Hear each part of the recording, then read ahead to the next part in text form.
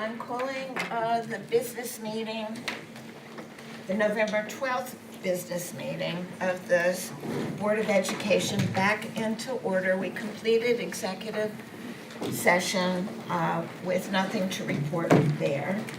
And so we will now do the Pledge of Allegiance, and if have Trustee Calderon, please. Pledge allegiance to the flag of the United States of America and to the republic for which it stands, one nation, under God, indivisible, with liberty and justice for all. Emergency evacuation procedures. Please note the exits and leave the room orderly and quickly if you have to. This school district is completely non-smoking, non-vaping, none of that anywhere on campus. Similarly, it is a hate-free and bully-free school district. So we now go to the consent agenda, but we would like to hold the three treasurers' reports and do those separately. So usually we get the superintendent to make a recommendation about these consent items, but pull out 4, 5, and 6, and we'll do those separately. The claims audit report as well? No, 5, No. 6, and 7. 5, No. 6, and 7. All right. So the administration recommends approval of board consent items reflected in Schedule C1 through C4. And also, I was going to do it in two votes. oh, you're going to do it twice? Okay. Is there a motion to approve items C1 through C4? Motion by Trustee DeLillo, second by Trustee Felicetta. Questions, discussion, all in favor? It's unanimously approved. And the administration recommends approval of consent items reflected in Schedule C8 and C9. I'm sorry, C8, 9, and 10. And 10. Is there a motion to approve items C, 8, 9, and 10? Trustee Calderon, second by Trustee DeLillo. Questions, discussions, all in favor? All right, I missed those numbers. Did we, Did you refresh? We didn't do the 7, 8, treasurer. 9. None of the We treasurer's pulled the report. treasurer's reports out to do separately. We're going to go back 8, into 9, and those. 10. thank you, okay, okay, So it's 8, 9, and 10 that we just okay. have a motion, a second, all in favor? They're unanimous approval. I just have one question on 8. Can I ask you a question on 8? The records management officer. Go ahead. Is there a salary attached to that, or is that just an appointment? That's an appointment. Thank you. Okay, so now we're back to the three treasurers' reports. We'll take them one at a time. Sure. The administration recommends the approval of consent item reflected in Schedule C5. And is there a motion to approve item C5? Treasurer's report for June 2025. A motion by Trustee DeLillo, a second by, is there a second to approve? Second by Trustee Puccini. Questions or discussions about the trustees' report for June? Treasurer's report, correct? I have a question. The Treasurer's report, and I think there are some questions. And so I heard from this side of the room. No, you said trustees report. I I'm said sorry, you're referring to the treasurer's report. See there how easy it is to misstate something and have it misconstrued? Thank you for catching it. Treasurer's report dated June 20 of 25. We have questions. Yes. Okay. Well, my first question is going to be of legal counsel. And this question came up with Mr. Belmonte when he first joined us, and also in our audit committee meeting with Mr. Leone. In my former life, in my former world, our organizations never approved according to Robert's rules, we never approved a treasurer's report, a treasurer's report, because the trustees have no way of really knowing, out of these 51 pages, the accuracy. What we did in our jurisdictions is we merely accepted the report as having received it. Not approved it, not rejected it, we received it. We acknowledged receiving it. And so it's been recommended to seek advice of counsel.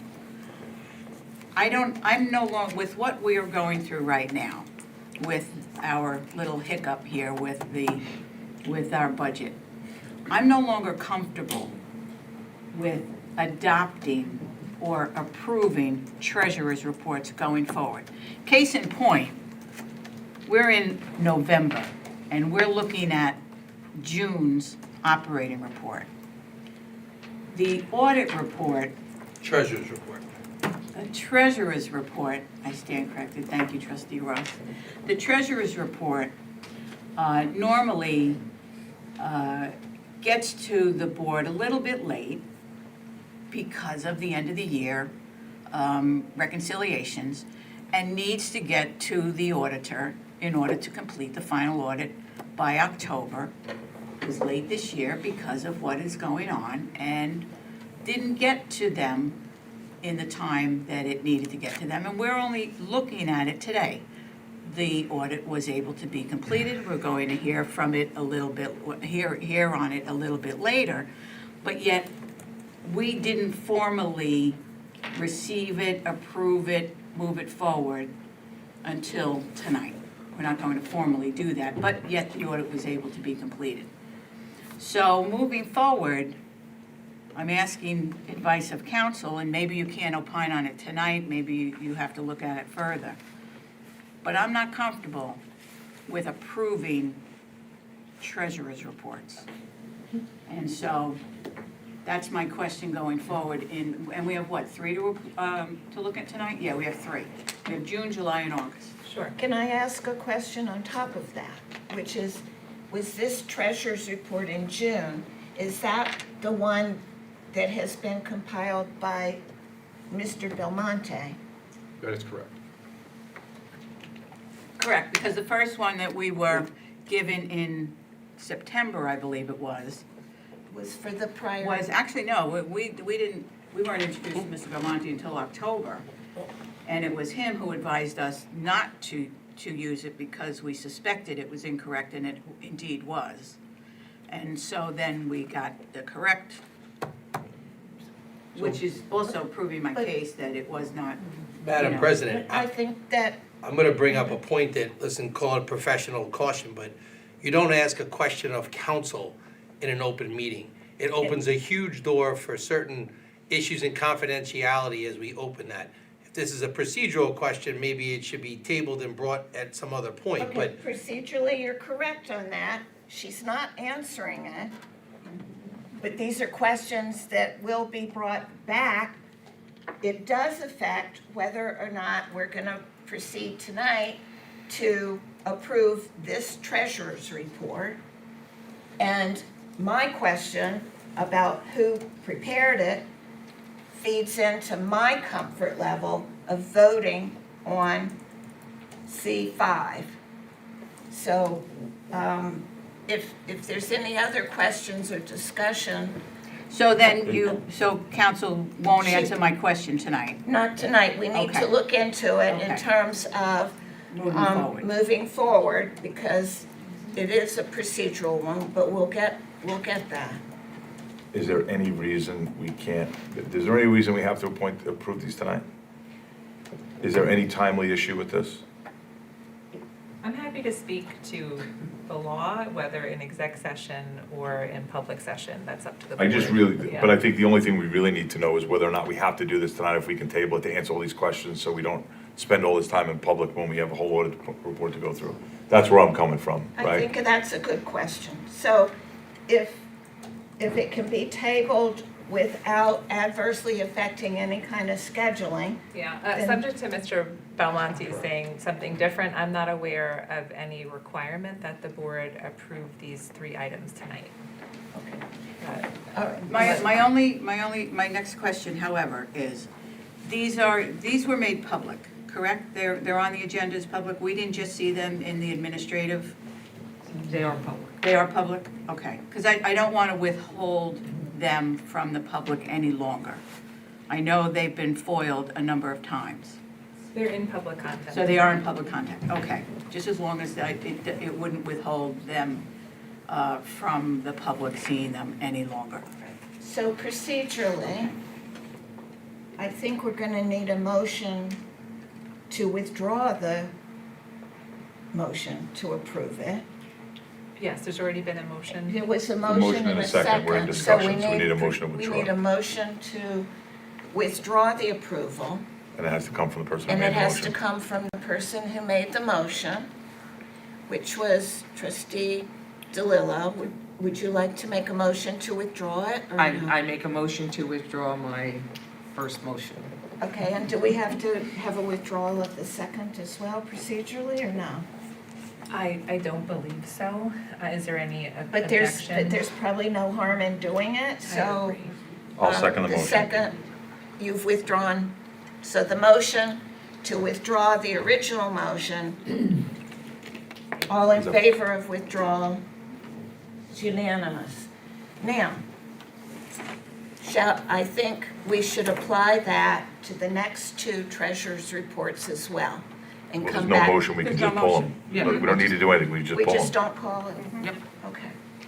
So don't make a recommendation with regard to those, and we will go forward.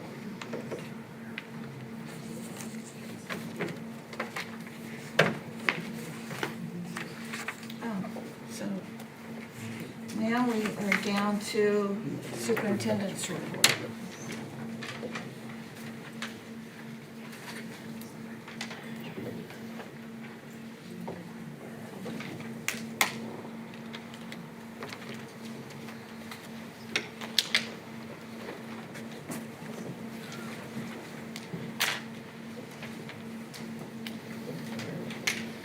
Thank you, President Hayes. I appreciate everybody's patience.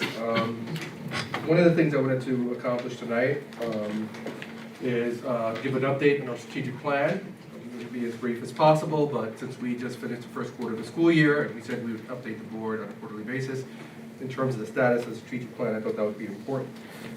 What's also very important to me is reflecting on, the challenges that we're facing. I just want to emphasize that, the administrative team, takes it with the seriousness that it merits. And I say that because I also don't want that seriousness and that focus to overshadow all the other great work that's being done across the district by our various stakeholders, from our administrators, our teachers, that ultimately culminates in great work by our students. So I wanted to share all this, not because I want to defer from discussing our challenges, but because it's as equally as important that we talk about some of the things that are happening in the district as it relates to our strategic plan. So I'm going to get right to it. First and foremost, last year we engaged in a community effort to draft a strategic plan that really embraced the input of various stakeholders, community members, staff, and the collaborative effort, ensures that our goals, our actions, and resources align with student support and success and long-term district excellence. It was a very fruitful process, one that I really appreciated being a part of. From that process, we developed a new mission statement, which I do want to read aloud. Collectively, we empower every student with the knowledge, skills, and rigorous academic experiences they need to excel in their future endeavors, fostering critical thinking, resilience, and a sense of belonging, and a commitment to lifelong learning.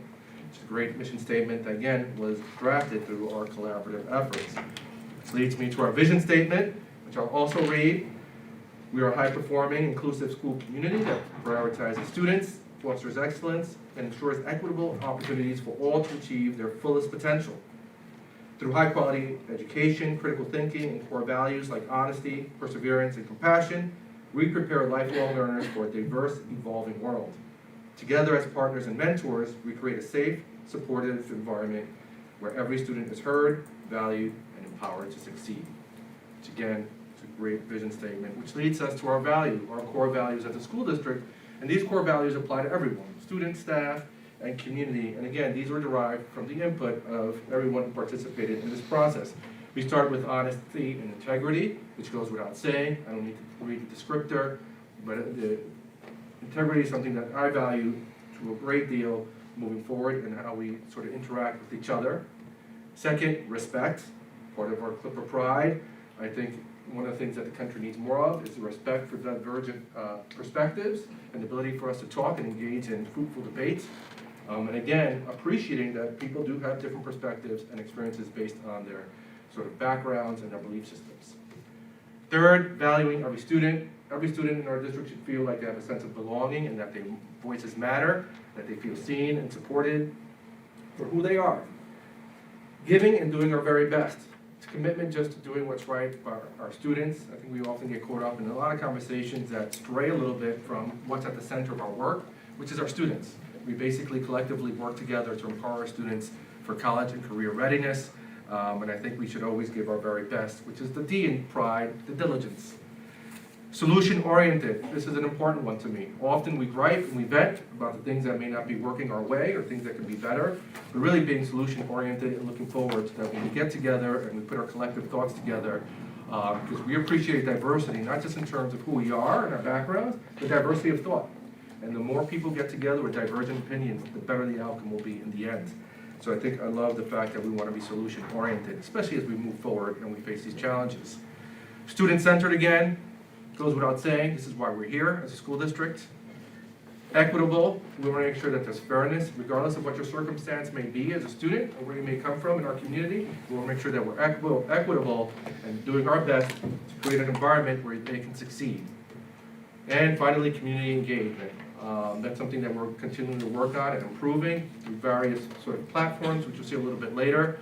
And our final value is pride. Pride is not just a marketing tool, it's not just a catchphrase. It really represents further core values that represent people who are just contributing members of society, people who are prepared, respectful, involved, diligent, and the most important of them all, ethical. You can be all those things, prepared, respectful, involved, and diligent, but if you're not a good person, I feel like it's not enough. And that's just a shot of a bulletin board from middle school where it's nice to see not just staff and community members embracing this notion, but seeing it actively displayed in our schools. So getting to our goals, our first goal was academic excellence. These are priority areas. With the goal of providing all students with access to tools, skills, opportunities needed to succeed in rigorous and relevant coursework by emphasizing 21st century skills and expanding access to alternative learning pathways to support student interest. So to that end, one of our goals was to have more of a focus on writing across content areas, including research. So literacy, as you know, based on our presentation we had here on October 8th, I believe it was, literacy is a big sort of priority for us. We've established a K-5 committee who's done wonderful work. We're establishing a 6-12 committee because we want to make sure that we incorporate a lot more writing into our day-to-day instruction. And in fact, during the superintendent's conference day, we had Victor Giacarino come from BOCES to provide some professional development to this end. Less screen time is also important. As much as we tout our cell phone ban and the ill effects of too much screen time, we can keep students in front of Chromebooks for a disproportionate amount of the day. So that's something that we're actively working on with our Director of Technology. And again, a lot of these goals are works in progress. I just want to give you an update, but we're looking to see that when we use the screens, they're done so deliberately with purpose, because we do want to engage kids in more handwriting and more sort of discourse. Moving on, more opportunities for problem-based learning. First of all, we're expanding our civics sort of programs, Brookhaven Elementary School and Vern W. Critz this year, so we engage kids in sort of problem-solving skills and working collaboratively to that end. We're also part of BOCES and sort of academy to discuss the integration of AI and project-based learning, which is aligned to the portrait of a graduate, which is ongoing as we speak. More opportunities for problem-based story that's a repetitive, access to rigorous coursework at all levels. Sorry, my slide was incorrect. To expand access to rigorous coursework. So again, rigor doesn't mean more difficult, it just means thought-provoking work that involves critical thinking. All of our assessments are shifting from simple recall to critical thinking and problem solving, so we want to make sure that regardless of what the course is, we engage students in academic discourse, and we're doing that by sort of an emphasis in data-wise cycles, which is data analysis, looking to see if we can find some achievement gaps. and continuing that work. Then finally, more opportunities, we move on to academic excellence. Critical thinking and student discourse. One of the things we embedded into teacher schedules at the secondary schools is common planning time, so teachers can engage by their content areas to see ways in which we can increase student discourse. What this means is, if I recall, when I was a student, we were sort of educated by sitting still and staying silent for the entire classroom period while the teacher delivered information. We want our students to be talking to one another about the content because, again, simple recall is not enough. So we're looking to sort of expand critical thinking and student discourse and trying to achieve that through the common planning time. Moving on to curriculum development under the academic excellence, we are reviewing our math program, K-5, developing a committee-led process, much like we did with our literacy, to engage and take a close look at our math instruction, K-5. We also established a secondary literacy committee, again, to focus on literacy skills, because most of our assessments, regardless of the content area, are basically reading tests that involve critical thinking. And that's one way to look at it. And I want to, again, sort of recap the presentation that we had here on October 8th with regards to the good work that our teachers did with regards to our literacy programs. Again, they talked about all the different research-based methodologies that they're using in our classrooms and developing this unit of study, which included morphology, phonics, content mapping, all aligned to the portrait of a graduate. And what was fantastic about this process, again, it's sort of built on teacher agency and collective efficacy. Our teachers work together with our literacy coordinators and our administrators, Ms. O'Hagan, Ms. Fair-Thompson, to develop work that's based around the science of reading. Work that our teachers receive training in. We have teachers receive certifications in the science of reading. And the other benefit of engaging in this process by using our teachers and building capacity with the BTA and other stakeholders is that curriculum writing is supported by grants, whereas any new product or third-party vendor that may come in with a reading program is not. That would have to come out of the general fund.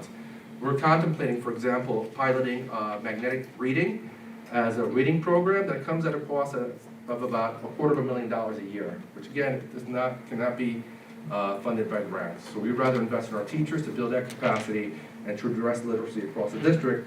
And so far we've shown growth, and we're going to continue that work. So we're excited about that. In the same priority area, academic excellence, we talked about class size and master scheduling. So our administrative team has been working closely with Mr. Huntsman in developing master schedules across our buildings.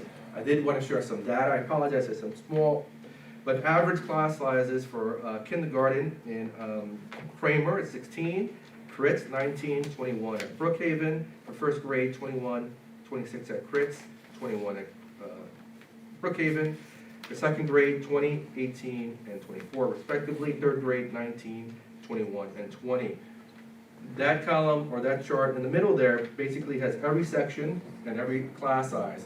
If you notice, most of our classes are 22 students or smaller. We have some outliers in our dual language program at Brookhaven. We have classes of 24. We also have a class of 25 and 26 in first grade at Critz. One of the sort of restraints we have with having community schools is because of our enrollment, if we have 51 first graders, it's impossible to split that class in three. So those classes tend to be a little bit larger. You see the same dynamic in some of the classes. See if I find them. But then that we see in second grade at Brookhaven, we have a class of 26 and 25 and 25. So we are running a few sections which are pretty balanced. But again, to add another section would not be sustainable. When you look at grades 4 and 5, all the classes pretty much hover around 21 and 22. There are no classes that are larger than that at Brookhaven. When we look at the secondary schools, we have a lot of different courses. We're kind of just summarized our core academic subjects. Just so I can read it along, at Bellport Middle School, the average class size for math is 22, science 23, English 23, social studies 23, and for sixth grade classes, which includes the reading and writing component, they're at average classes of 22. At Bellport High School, our average math classes are 22, science at 24, English at 22, and social studies at 23. And the high school class sizes are based, again, on non-elective courses, including advanced placement courses at Billport High School. So our class sizes are still relatively small when you compare our district to other districts on Long Island. But I just wanted to kind of demonstrate that we're trying to be as equitable as possible in the distribution of our classes and students in class size. Which leads me to a little bit, diverge a little bit about our demographic study and our enrollment. In the year 2017 and 18, this district engaged in a demographic study that sort of gave a sort of projection for the upcoming 10 years.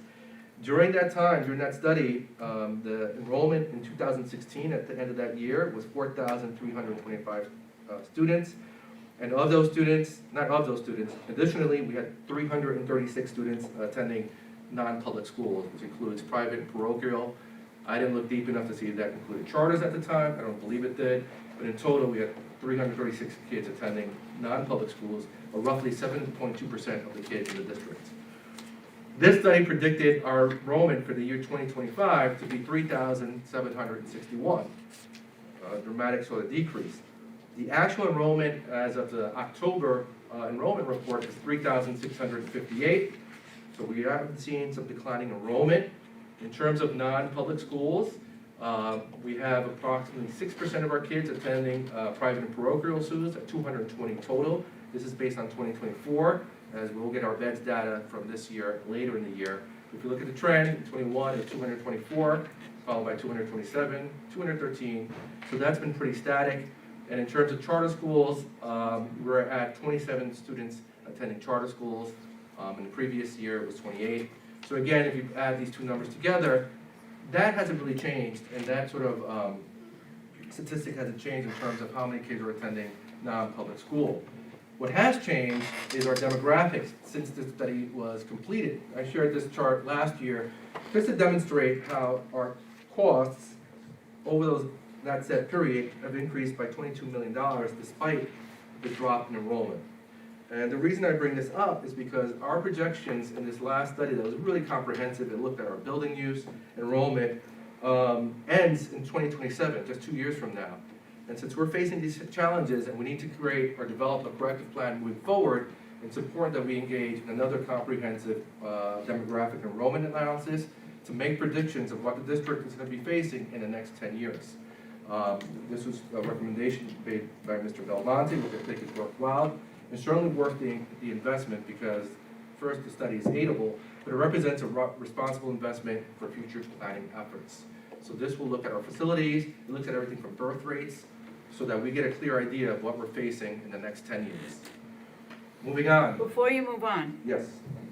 the board had asked you to do some outreach to families to see what can be done to encourage them to stay, to keep their students in our district.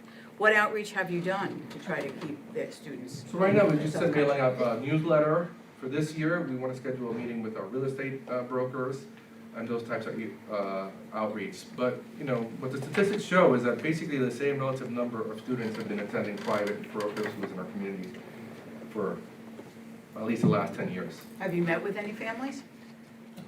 That's families, private school students, so. Certainly I've met with, Perhaps we should try.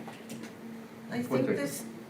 this was a discussion item, and it was not a board directive. It was a comment and a discussion.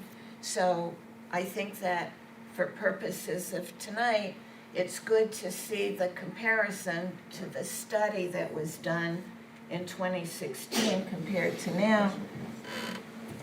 Interesting. All I heard was, an analysis and a cost. I heard it's aidable, I heard that, but all I hear is, cost, and all I hear is money that we don't have.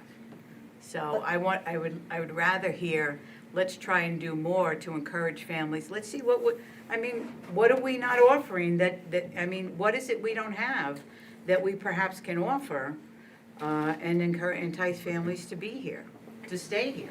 I think that's a personal question to have with somebody, number one, but number two, we don't lose money when people go to private school, we actually gain money. Okay. So I How don't, much do we gain? it doesn't matter, we don't spend as much to educate them, all we do is give them books and a ride to school, and we still get the same amount of aid as if there are students, correct? So we don't lose money when they go to private school. According to the studies across the state, I believe Newsday has it published through 22-23. Enrollment across the county, across Long Island, is down overall. We're not the only district that's seeing the decline. I believe Bayport Blue Point has a 21% decline. Pat Med has double-digit decline. The only schools that I recall seeing an increase was Brentwood. Then why is it a concern?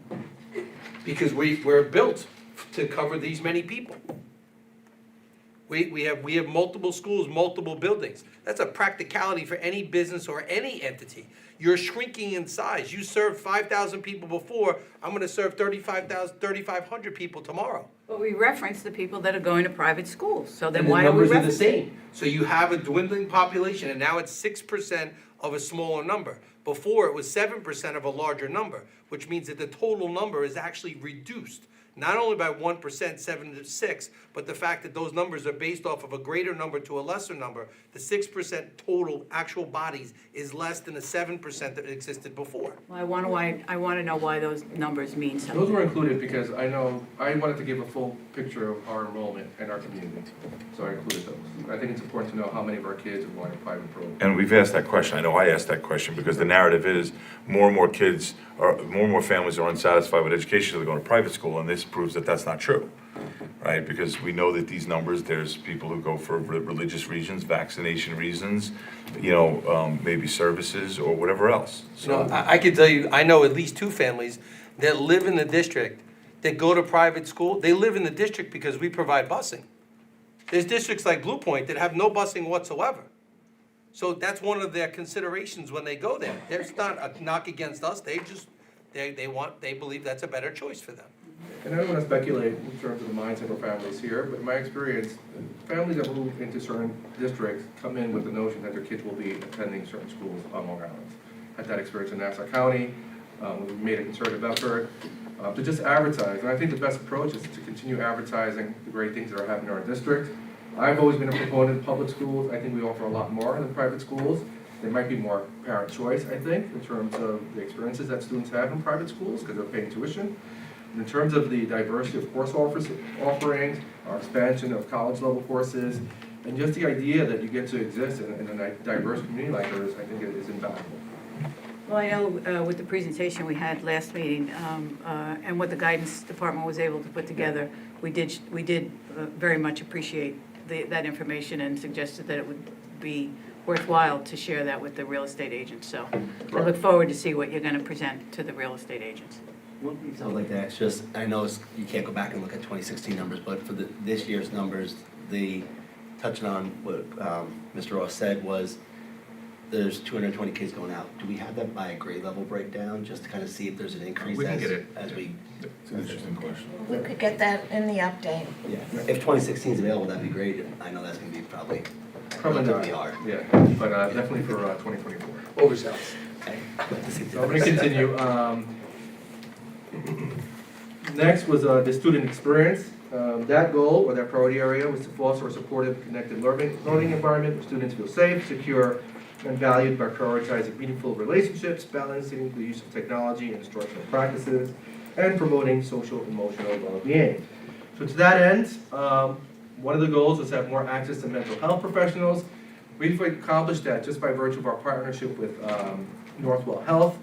We're going to be seeing that presentation and to share exactly the scope of that program in the January meeting. But what's amazing is that Grant Folded and BOCES Aidable, when we continue this partnership with Northwell Health, they provide access to mental health professionals, professional development, workshops for parents, and access to the Riverhead location with another handful of school districts, so that we don't have to necessarily send our kids to Dash or just Stony Brook. The Riverhead location is a lot more accessible and a lot more convenient for parents. They also make referrals for all of our community members, including parents, regardless of their insurance status or what insurance they may have. In terms of normalizing counseling for all, we're making a concerted effort through our grade-level assembly programs, and by just advertising all the resources we have embedded in our school district, including our social workers, counselors, and in reality, any adult that's willing to lend an ear, so long as it doesn't sort of cross over to the area where we need a mental health professional. And supportive responses to victim of incidences is something we're really focusing on too. A lot of time when there's incidents or students make poor choices, you focus on aggressors, the kids involved in the incident, and we don't spend enough attention on our victims. So that's a concerted effort we're making with our support staff in our buildings to make sure we follow up and provide whatever supports they need. Moving on in the student experience, in terms of accountability and behavioral support, we implemented a cell phone policy, which is a work in progress. We got off to a better start than we anticipated, but of course there was always hiccups. And so at this point, we're going to be revisiting the use of non-internet enabled devices like old Walkmans and stuff, and to see if that's a distraction. Also earbuds and those little things that we're kind of tweaking out. I'll be meeting with the teachers and the high school administration just to kind of go over it.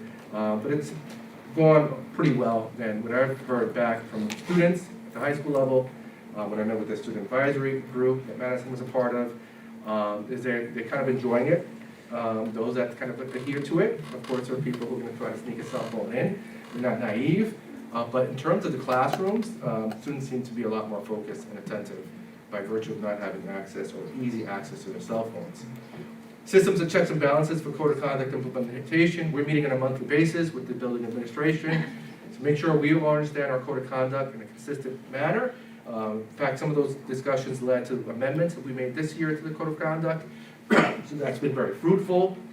Consistent consequences is a piece of this. This is a small photo because we're also being proactive. And I had the fortune of stopping by the middle school on Monday morning and saw a grade level assembly where Dr. Aiello spoke about expectations, including consequences for certain behaviors like violating cell phone policies. This picture is actually of our athletic director talking about character and sort of the values that we need to do, especially if you're interested in participating in our interscholastic sports. Universal reentry meetings, K-12. If a student is suspended long-term or is excluded, we want to make sure that when they come back to our programs that they have the appropriate supports. If it's anything that involves substances, we have Teen Intervene and Ms. Wilkins Robinson participate, our social workers participate. In fact, I'll be attending 4 reentry meetings tomorrow at the high school as part of this sort of push to have more universal reentry meetings and to emphasize good decision-making. Delayed restorative interventions in certain scenarios. For kids to engage in restorative practices or restorative conversations, they have to be willing participants. So we used to sort of give it a shot, and the kids said no, we kind of would drop it. But based on the feedback from stakeholders, we're revisiting those conversations, especially if sometimes passes, sometimes the kids cool off and they're more open to having these conversations. And student input into response to behaviors. Again, by virtue of my student advisory committees, we're putting together a survey to thought exchange that I'm going to distribute at the high school that we spoke about, and the students got to look at and give me some input. That we're going to distribute to students to get some of their feedback in terms of everything that is involved in operating a school district. And along those lines, I met with the middle school student advisory group, and they're super spirited and honest. But it was a great meeting. I loved hearing their feedback. It was a great cross-section of students who opened up, and we had a very fruitful conversation, which was earlier this month. And some of the work that they're doing in elevating student voices is through Compass Unity. Compass Unity is an organization that's funded by the DFC grant, which stands for our Drug-Free Communities Grant. It's spearheaded by Ms. Wilkins Robinson, and we engage in educating our kids about substance abuse, inter-school visitations. Next month, our varsity athletes will be visiting the middle school to talk about the dangers of vaping and substance abuse, especially how it affects their athletic performance, so we can tie it that way. Community awareness, Ms. Wilkins Robinson attends meetings at our local barbershops. There was actually a meeting at a barbershop that was very well attended.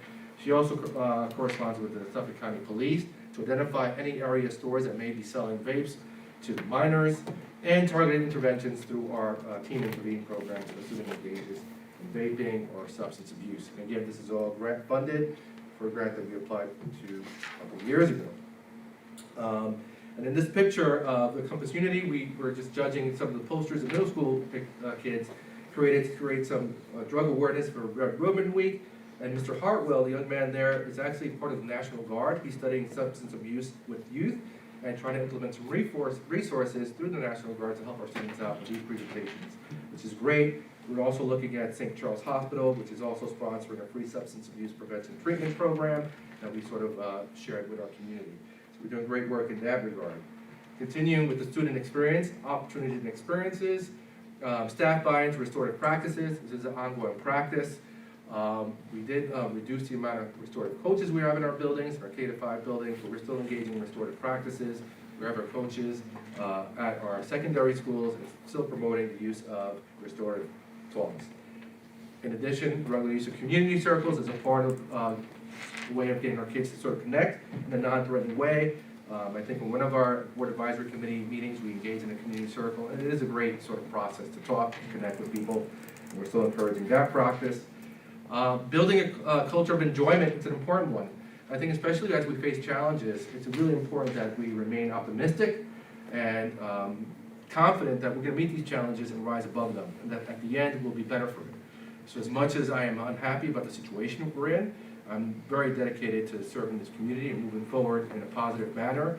Certainly me as a superintendent, it's not going to change who I am at my core. I still believe in South Country. I believe in the ability of the trustees who acted expeditiously in response to this, and I have confidence in our dealing with the challenges moving forward. But again, part of our strategic plan is to build that culture of enjoyment. I just shared some pictures from our pumpkin picking to our belated costume race for Frankly Long, trunk or treat, our fire department coming in and giving learning experiences to kids that are not just valuable, but fun.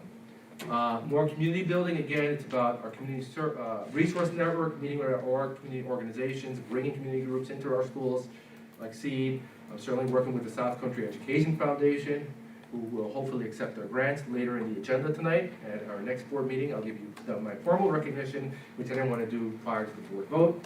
But yeah, we want to make sure we can build communities, not just the district and outside agencies, but within our school district, and more opportunities for mentorships and community involvement. Bellport High School, for example, we have about 15 local organizations and businesses that are willing to give opportunities to our students in terms of internships and jobs, and we're trying to create more outreach in that manner, as well as expanding our college and career fair to include more careers and jobs that kids can do while they're in high school.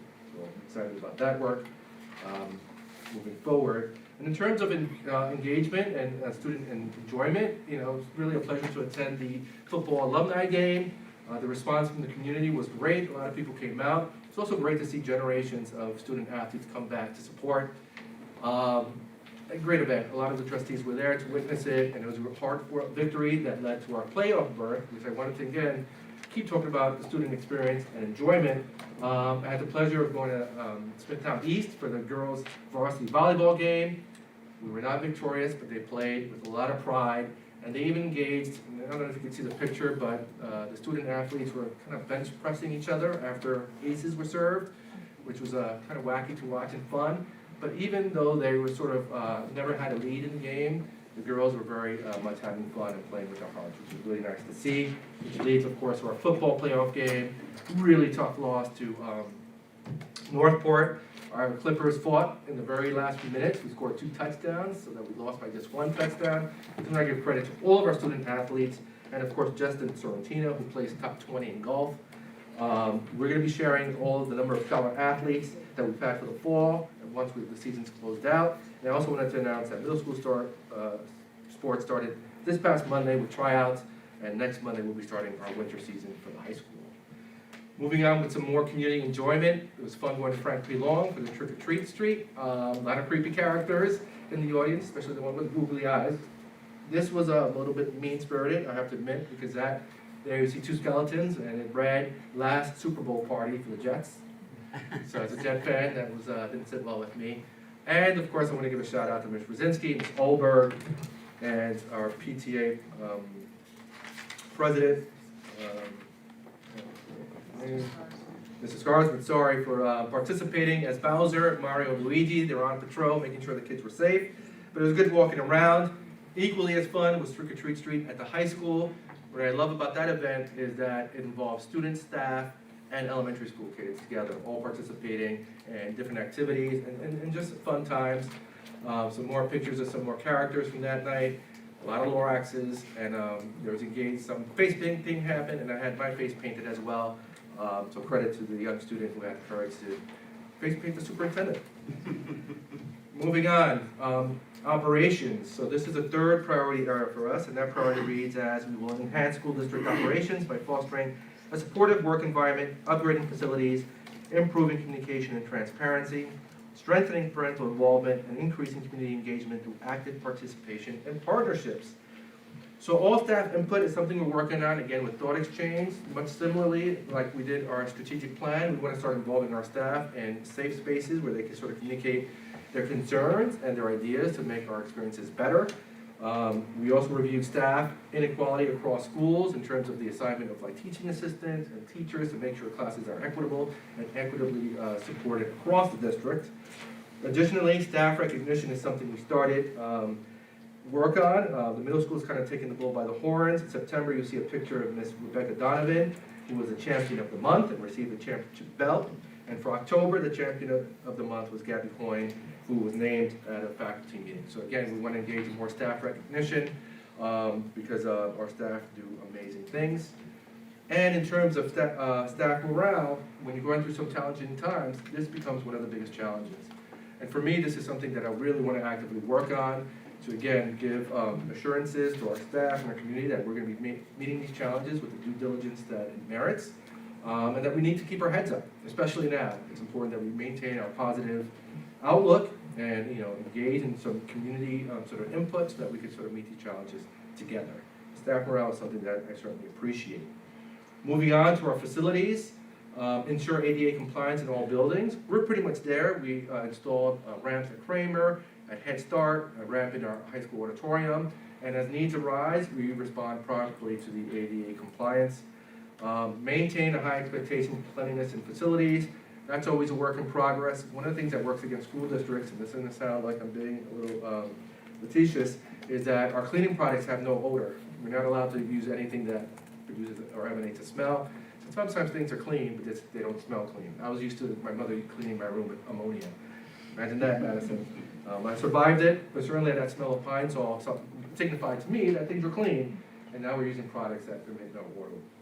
But more importantly is upgrading all facilities and infrastructure. That's something that we've been engaging in the last 3 years, really like sort of aggressively with the changing of some roof units, the rooftops in the middle school for air conditioning, the roof at the Family Engagement Center, all these capital improvement projects that have been done internally by us, but I also wanted to highlight the aidable capital projects that have been approved by our community that have been completed. Our turf field was completed a couple of years ago. Our security camera upgrade has been completed. Our magnetic door replacements has been completed. Our Safe Haven vestibule is completed. We're just doing some of the last minute sort of IT work on the doors. But the vestibule is up and providing a little bit, another layer of safety at South Haven. Door security mechanisms complete. Those are the locking mechanisms that give us access to our classrooms. Critz windows, we finally broke ground on that after a delay in supply and demand. We're anticipating a completion at the end of the winter of this year. They will be working while the school is in session. We have energy performance contract, which I'm going to talk a little bit more about in a second, but that's been started. We expect completion of that project in the summer of 2026. Our fuel tanks are still pending Department of Health, Suffolk County Department of Health approval. It's been approved by the state, and those are fuel tanks that are buried by Brookhaven and South Haven. And our high school boilers, they're still in the planning process with the engineers. This was just approved last spring in May. But our track, bleachers, and gym windows at the high school are already with the state and department. We're just waiting for our project numbers so we can proceed with those projects. But what's most exciting is that our high school auditorium will be completed on schedule. And in fact, we're going to be hosting our National Honor Society induction ceremony in the high school auditorium on November 24th, just a couple of weeks away. So I'm really excited about that. You don't see it there, but the carpet's been laid. They're doing some last minute tweaks to our lighting system. Lights installed, we're just upgrading our heater lights. But looking forward to using the auditorium to a greater extent. Continuing facilities, I want to talk a little bit about our energy performance contract. Back in November of 2023, ESG presented a contract which was developed by Energy Systems Group, which represents a comprehensive investment in infrastructure renewal and operational efficiency for the South Country Central School District, us. Through this initiative, the district will receive substantial energy savings, capital reinvestment, and long-term operational benefits, again, without increasing taxpayer burden. The scope of the project is about $9 million, which is again funded through guaranteed energy savings, available rebates, and building aid, avoiding new capital debt. But guaranteed financial outcomes from this project is $380,000 per year in verified energy cost savings, a 25% reduction in overall energy consumption, and that includes both electric and thermal. 12 to 16-month implementation period with immediate payback to reduce utility expenses, and again, full compliance with New York State and the Education Department's EPC guidelines. So again, the EPC uses a self-funding model where guaranteed energy savings and operational efficiencies fully offset project costs, and it basically creates a positive cash flow performer, maintaining a positive net cash flow through the 20-year term. So really excited about that work. Some of the key benefits is, again, infrastructure renewal without new taxes, improve lower learning environments by implementation of LED lighting and digital controls, operational and maintenance efficiencies. Our infrastructure was not set up to control energy consumption. This will be a thing of the past once this project is completed. Environmental and community impact, there's going to be a 25% reduction, as I said, in district-wide energy use, which lowers our carbon footprint, which is always great. And finally, the guaranteed performance and accountability, which is guaranteed by ESG. So if we don't realize those savings, they'll make up the difference, which is exciting. But in conclusion, the EPC enables South Country to reinvest in essential school infrastructure with no upfront cost, no taxes, and guaranteed returns. By upgrading outdated systems and adopting modern energy management practices, we secure long-term financial stability, environmental stewardship, and improved facilities for students and staff. So great to see that get underway, and I thank John Belmontes for his involvement in it. He has a lot of experience with EPCs and And all of this was kind of captured, communication, I'm going too fast, this is my last slide. Intercommunication in multiple languages by adopting our new website and Parent Square. Our website and Parent Square is easily translated at a touch of a button for our community members. Again, I want to encourage community members to use Parent Square. It's one of mechanisms that we do all of our communications. In terms of what types of communications the community will get, they're not going to get notifications if report cards are posted, but anything that affects our larger community, slow closings, certainly updates from the board are going to be done via Parent Square, in addition to posting on our website. One of our goals was also to upgrade our website. That's been done. And again, we'll continually modify it and enhance it. And multimodal outreach to all families, in addition to our social media handles, our website, Parent Square. We're also printing out a community newsletter, because I do know a lot of members of our communities aren't logging onto the computer. So it's nice to get a little newsletter that highlights some of our student achievement. There should be one coming in the mail in the next couple of weeks. All of this, again, in terms of our academic achievement and instructional practices, were captured in all of the various trainings we did during our superintendent's conference day that was held on November, election day, I believe was November 4th. But yeah, it was just such a robust repertoire of things that we offered, from STEM instruction, literacy instruction. Our music teachers got to attend an off-campus event, as well as our art teachers.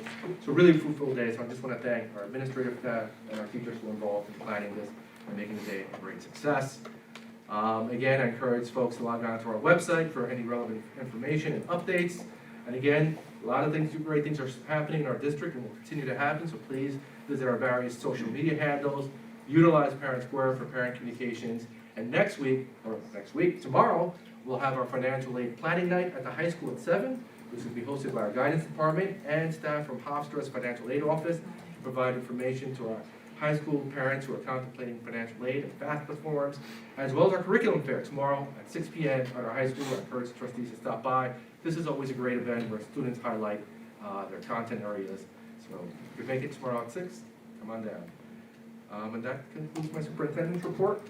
If you have any questions, I want to thank the board for their commitment. Questions? Thank you. Seeing none, thank you very much.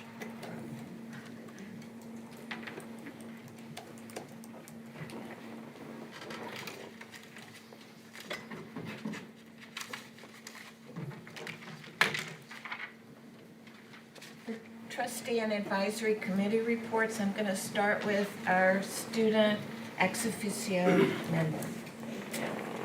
Good evening. Our student advisory committee met for the first time, led by Mr. Santana. I'm very excited about the changes we talked about and the future of the committee. I also had the opportunity with my history class to attend the Hispanic Heritage event in the school library, which really celebrated student voices and different cultures. I loved hearing Mr. Santana's story. It was very inspiring. Our student council also held the district-wide trunk or treat. It was a great opportunity and it was nice to see everyone in their costumes. And I'm working with Mr. Favell on collecting food donations for some local food pantries in our community to just help out a lot of people in need right now. And the student council has been working on a lot of fundraisers that we're very excited to get off the ground. Thank you. Trustee Felicetta? Sure. I think, like in the segment of the trunk or treats, I did my fair share of trunk or treats. My son and my daughter, throughout the district, they were all amazing. I think we got a chance to wear several different costumes. Had a chance to also attend the alumni game as well. Saw some people I haven't seen in many, many years. It was a great experience. Got to go to the breakfast, football breakfast first time this year again. So again, another proud tradition that I was glad to take part in. So yeah, that's pretty much it. Trustee Ross? Again, keeping note with, nobody needs to know what my regular calendar is or popping in and out of schools. Of all the trunk or treats, I heard a lot of different comments. The folks over at Kramer Street had some ugly weather and some circumstances, but apparently the principal didn't take no for an answer and immediately changed, brought things inside, made things happen, and left lots of smiling faces.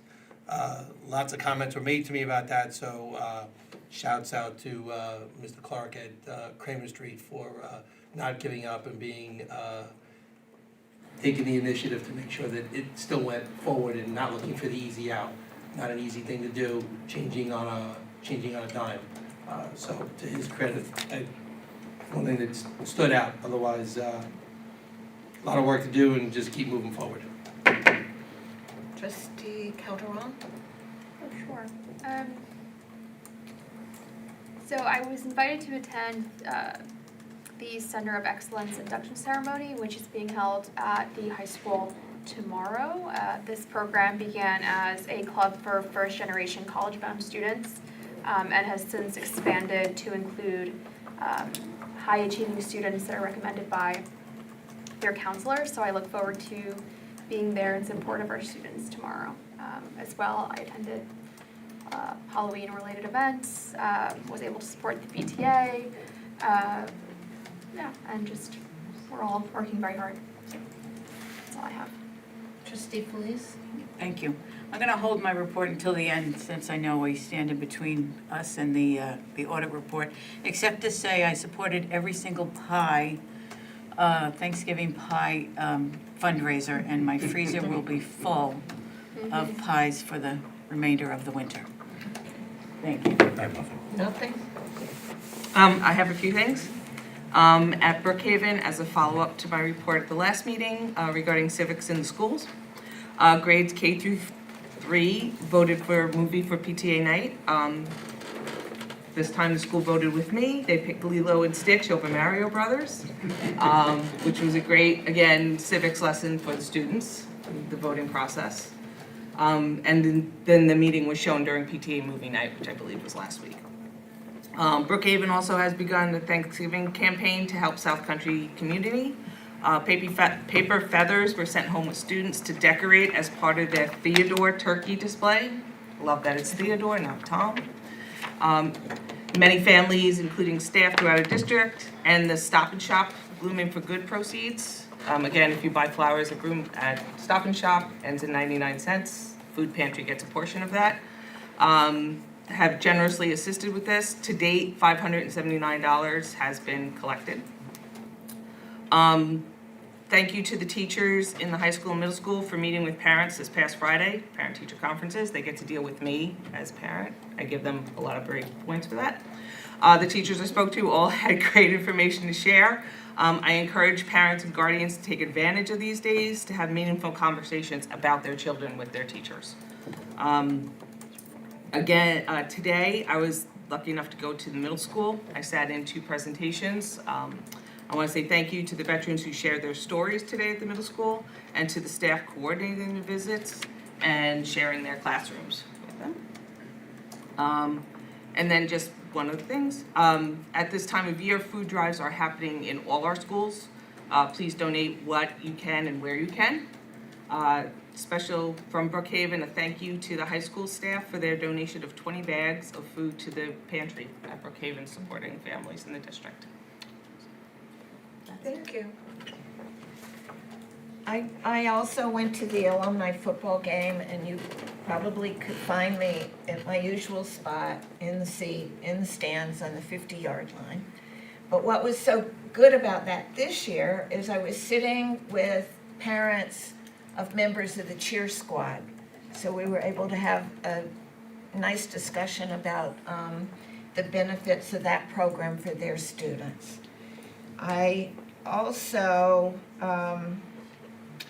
visited a classroom in 9th period today at the middle school where the students were very engaged with the speaker. The speaker was a young woman, at least bilingual. And I say that because part of her job with the Air Force is to interpret. And I know she does it for Spanish, but I think she's got some other languages that she's a little competent with. And all the students, no cell phones, asking questions, having conversations. It was really a pleasure to spend 40 minutes in that classroom today. So I thank you to Ms. Goodman because it was her classroom. And now we're doing the guide to board meetings. Do we have any more cards? Just one? Just one. Okay. The commentary that's available now is for agenda items only. There'll be an opportunity for commentary at almost the conclusion of the meeting for non-agenda items. Each speaker's limited to 3 minutes. We have only one card, so this will be a 3-minute segment. Any comments relating to a personnel matter or to individual students will not be entertained in public. It's a time for the board to hear comments from the public, not to engage in a question and answer period. But if asked, if an informational question requires only a short answer, it may be addressed, but there won't be dialogue. District residents seeking additional information will be guided to an administrator to address their questions or concerns. So our speaker is Karim Odakan. I'd like to defer mine to the end of the meeting. For non-agenda? I'll change it to non-agenda. Okay. I'll leave it up here. Thank you. All right. So, let's see. Next up, the financial. Correct. Yeah, at this point, I appreciate his patience. I'm going to invite Mr. Michael Leone up to the podium. And I just wanted, before you start, to thank you for giving the presentation tonight. It's on the heels of the work that you did in talking to Mr. Belmonte, so that Mr. Belmonte could give a statement at our last meeting with regard to the amount of that overspend. Because there's been so much questioning among board members, the community, to get that number pinned down. And now we're hearing from you with regard to the annual independent auditor's report. Yes, Thank you for being here tonight. my pleasure. So, good evening, everyone. My name is Michael Leone. I'm the engagement partner from Cullen & Danowski, and we're the independent external auditors. We completed our work on the June 30th, 2025 audit, and I'm here to present the results. Before I get started, I do want to mention, and I want to acknowledge that this has been an extremely challenging financial year for the district. There was a significant decline in the fund balance and budget overspending. Could you speak up a little bit more, Mr. Yeah, Leone? and budget overspending has understandably raised some concerns. So what I will say is throughout the audit, though, I have been communicating with the board and administration, and information has been shared very openly with me. And I do understand that the community has been awaiting the final audit to understand the financial impact. So tonight I'm here to present those results. What I will say is I did mention, as Ann mentioned, I met with the audit committee and the board last week. We went through the financial statements in great detail and the findings. So this evening, my focus is on a high-level discussion and the key findings. So I'm going to cover that in 4 areas tonight. First thing I'm going to cover is the audit opinion. Then I'll go through the financial results for the general fund. Then I'll talk about some material weaknesses that were uncovered and have to be disclosed and are within the financial statements. That's in accordance with government auditing standards. And then the corrective actions that the district plans on taking. After that, I can answer questions that are audit related, and anything that's operational or relating to procedural or future actions, that would be something from management, but I'm more than happy to chime. So let's first start with the audit opinion. The audit opinion is an unmodified opinion. That is the best opinion that we can render. So what does that mean? That means that we conducted the audit in accordance with our professional standards, and we obtained reasonable assurance about all the financial statement numbers that are disclosed and the disclosures, and they are fairly presented. What that does not mean is it does not mean that we did not uncover some operational issues, which we're going to discuss, since I did mention there are some material weaknesses, and that's required to be reported by government auditing standards. So let's move on to the financial results. So as I mentioned, there was a significant decline in the fund balance. So the general fund balance decreased by approximately 16 million. It was 31 million last year, it's now 15 million. The primary amounts that are left within that fund balance are in restricted reserves. The district also ended the year with an unassigned fund balance deficit of 1.8 million, and the district also exceeded the voter-approved budget by $3.5 million. So these are weaknesses and findings. So let's talk about what caused the $16 million decrease. So the district did happen to incur some unanticipated expenditures related to special education, transportation, and health insurance, which was a contributing factor. But I think all equally important was that there was a structural imbalance in the preparation of the 24-25 budget. And what I mean by that is, in previous years, the district, so over the last 3 years, is receiving some COVID funding that was temporary funding. And the district was able to utilize general fund salaries and related expenditures because they were receiving grant funding on that. So that's your general fund. That general fund, that money is able to be shifted over, and the funds are earned in the special aid fund. What happened is when this grant funding expired in 24-25, that information and that financial information should have been brought back to the general fund budget, and it unfortunately was not all of it, not fully. So that resulted in causing not only unanticipated expenditures is one piece to it, but then this piece with not having enough in the budget is causing that $16 million deficit. That also contributed to the fact that you had a $1.8 million deficit in your unassigned fund balance and the overspend. So all of these things combined kind of created an unusual situation, and that's where you ended up. In addition, the 16 million is not just identified with that. There's also 2.3 million of capital project expenditures that were approved by the voters to be transferred for track services, bleachers, and other services that the voters approved back in May of 2025. So with all of that on the financial side, what are the material weaknesses? So clearly you have an overspend of your budget, which is a material weakness. You're not allowed to overspend the voter-approved budget. There can be budget revisions that are applicable with funding and because you have certain contingent necessary course expenses. So that did occur. So when we talk about the budget overspending of the $3.5 million, what caused that? All right, so a few things caused that. One, not real-time monitoring of the budget was ineffective during the year. Additionally, communication of when things within the budget, when there was overspending that could have been going on during the year, occurred, that was not communicated appropriately or explained to the board to fully understand that, where actions could have been taken earlier to address these issues. So when you look at that, I mean, there's monthly reporting that's provided, but that information has to be explained in detail, especially when you have a situation like this. So we've made a number of recommendations that we feel are necessary. They're all included within the report. You'll see in the back of the report, there's government auditing standards, compliance with laws and regulations. There you'll see those two material weaknesses, and that's on pages 71 and page 75 when you do get a chance to look at the report.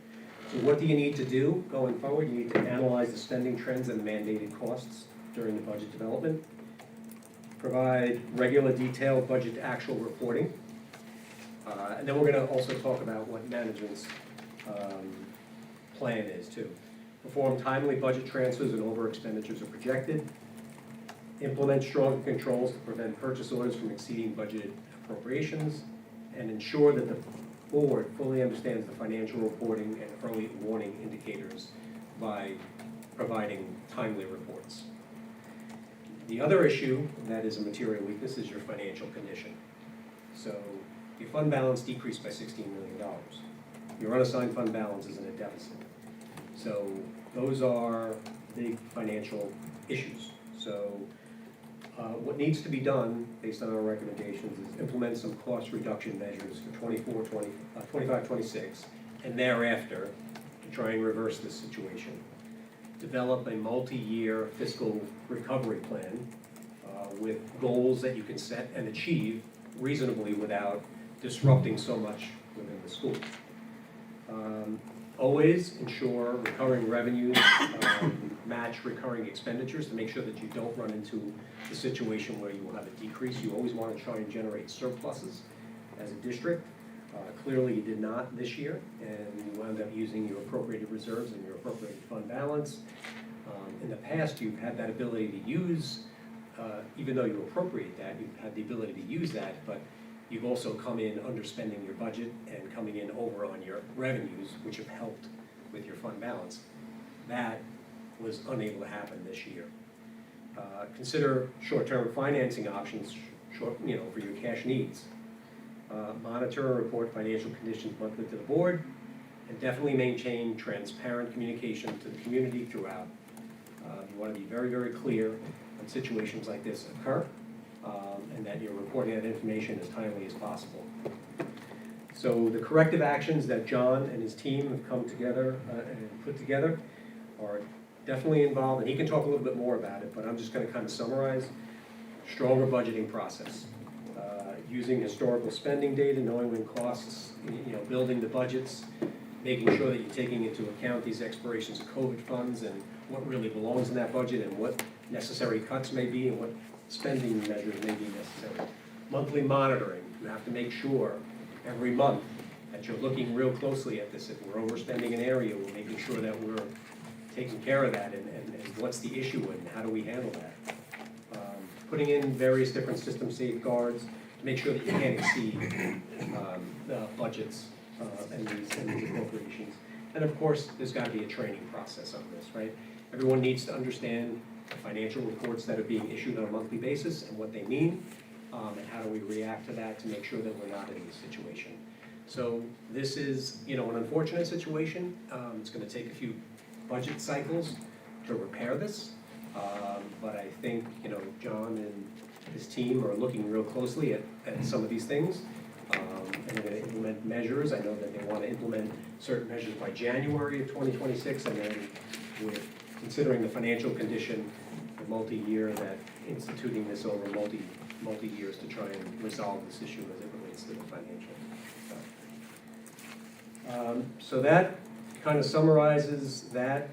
Again, your timeline starts in 25-26. You have to look at these things now, right? You still have part of the year. You want to look real closely at if there are cuts that you can implement to restore some fiscal stability, and then full recovery targeted for possibly 2028.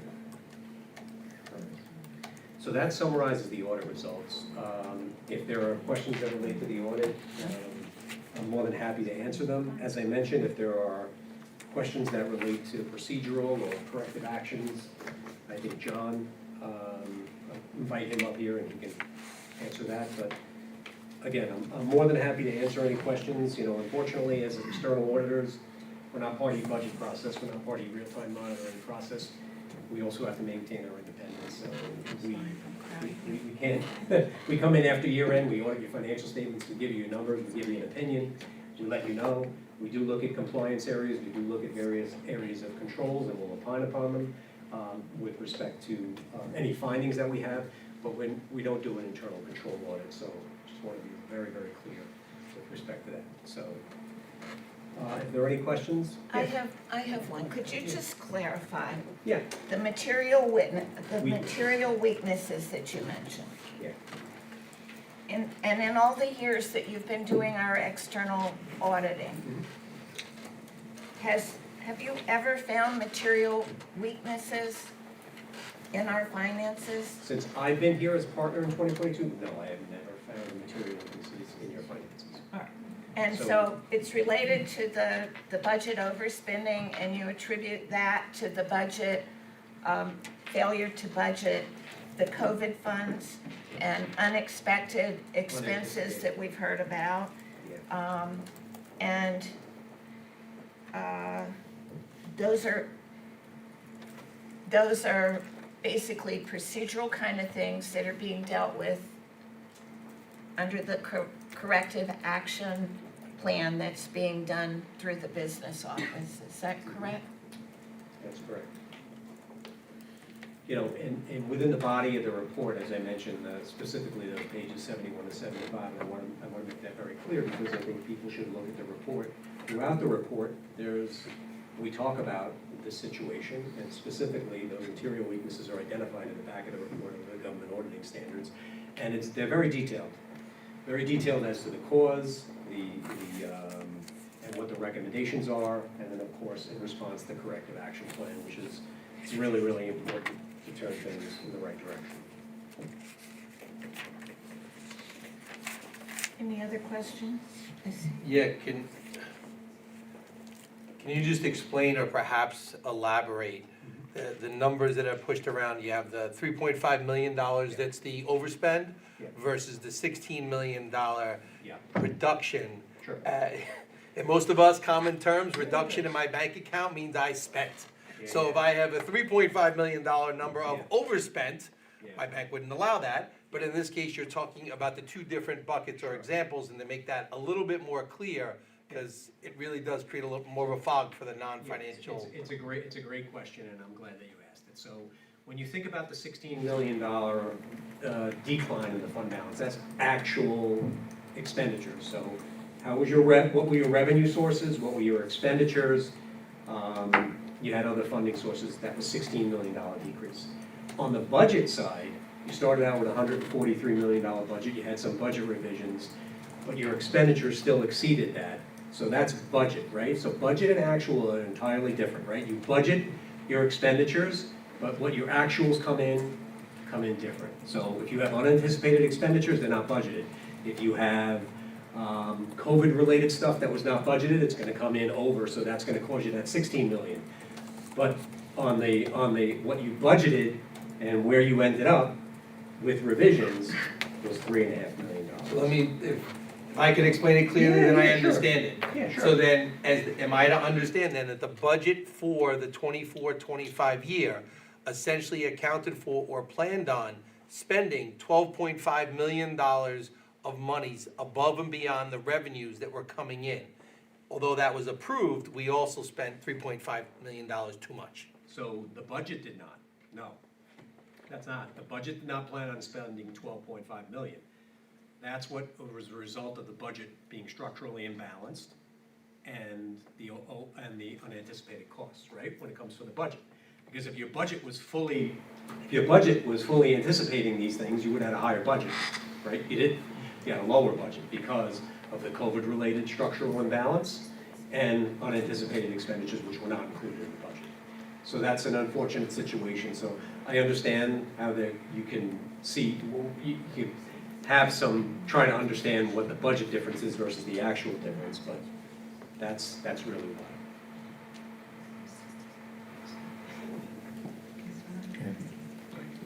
question. Mike, what was the last year that we received the COVID funding? Was it 21, 22, or 22, 23? So it started back in 20, I think it's 21, 22, and it carried forward to 23, 24. It was over 3 years, it was 12 million. It was And 3 then years. you got it in two. tranches. We got 12 million over the course of 3 years. 3 years, yeah, and it ended in early 24, 25.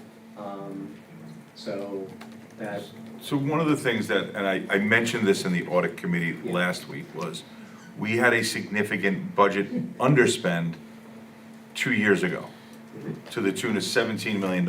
yeah. Okay, so now that's 2 years ago. Was that, how much of that $17 million, how much COVID money, were we getting a third of that COVID money in that year? And if so, if that's only a third of 12 million roughly, where did the rest of that come from? And how do we go from such an underspend to now an overspend?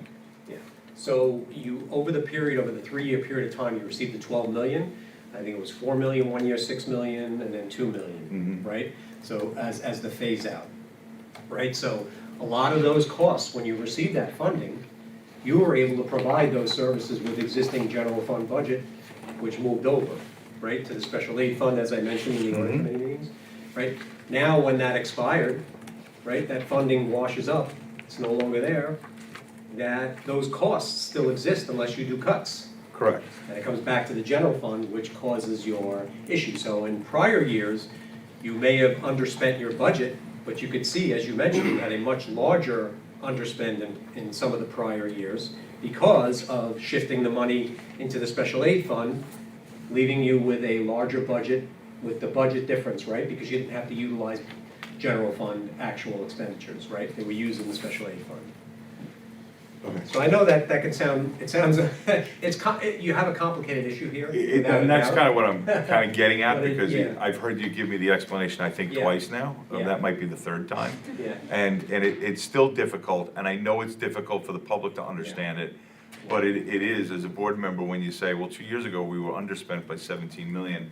Now, all of a sudden, we're in a situation where we're overspent by 3.5 and had to pull 16 million out of reserves. It's somewhere in those 2 years, things went haywire, and when there's such a variance in those two numbers, Yeah. you would think that would jump off the page, and it really didn't, or else we would have seen it. So that phase out didn't help the situation, but I think, the problem is that from a budgeting standpoint, that was critical to make sure that we were understanding when that was gonna phase out and what was included in the general fund budget, right?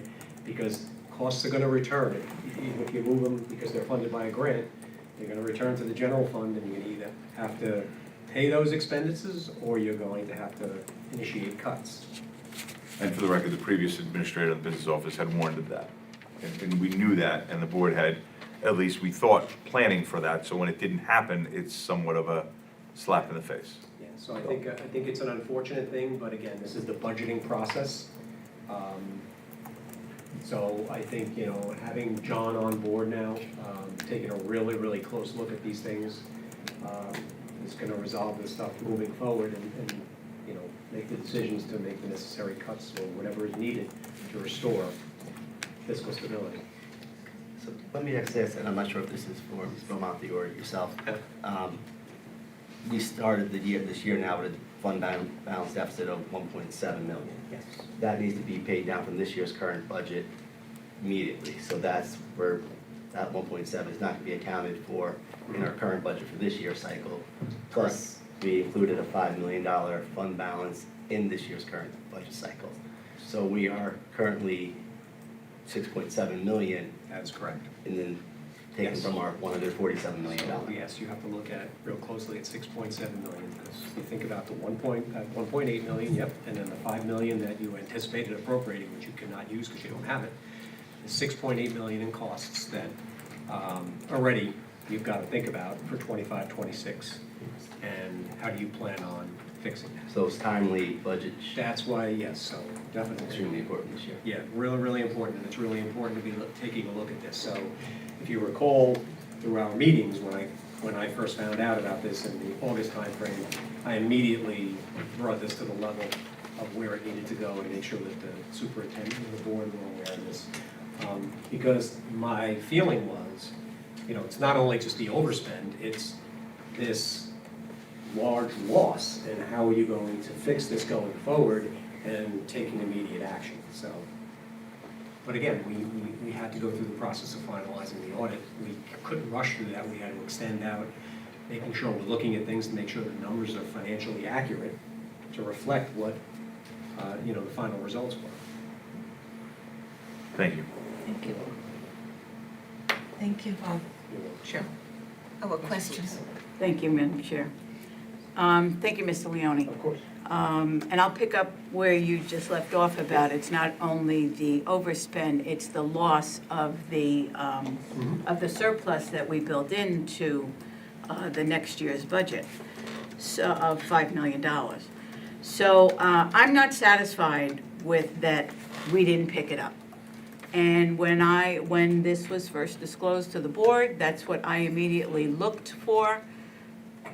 And I apologize to my cohort here that I'm a paper person, and I've been going through, past minutes, past resolutions, because I'm just not satisfied that we didn't pick it up. But you keep re-emphasizing communication, and communication here is key, and it's impossible to pick it up if we're not getting the communication in a timely fashion. And that communication are those treasurer's reports.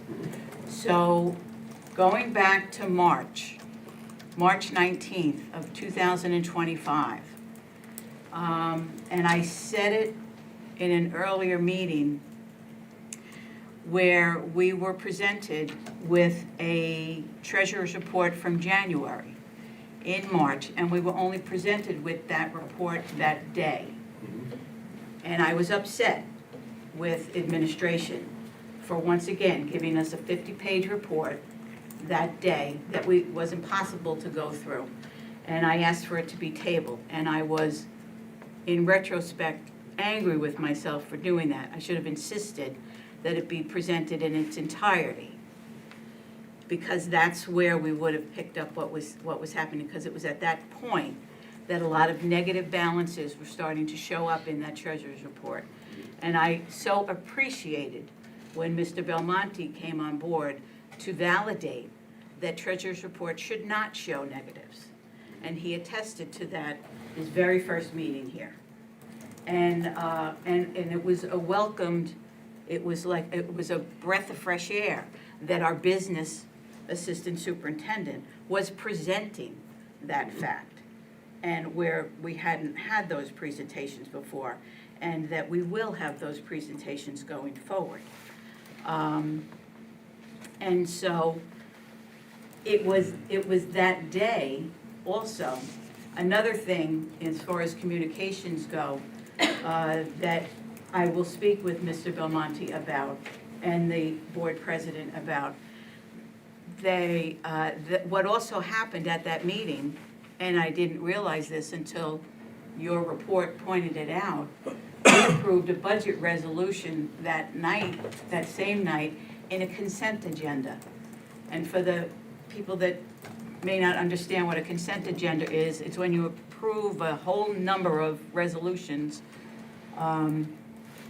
to expedite a meeting, so as to not go through each one individually. You saw we pulled out some items separately so that you're not here till midnight. And one of those resolutions that we approved that night was this budget revision for $750,000 to increase an appropriation code for special education to be offset by an unassigned fund balance, taking money from reserves.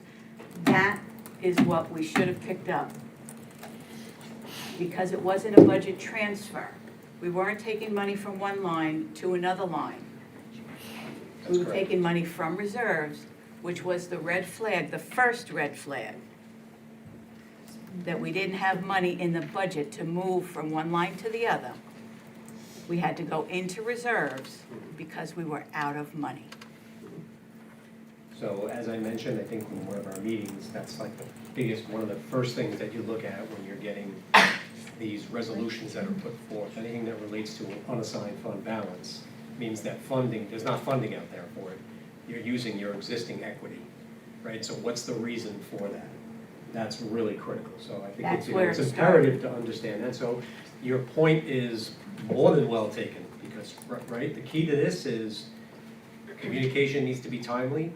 The information that you're provided, whether it's in the treasurer's report, and it's 50 pages long, needs to be explained so that it's comprehensive, understandable, so decision-making can be made, right?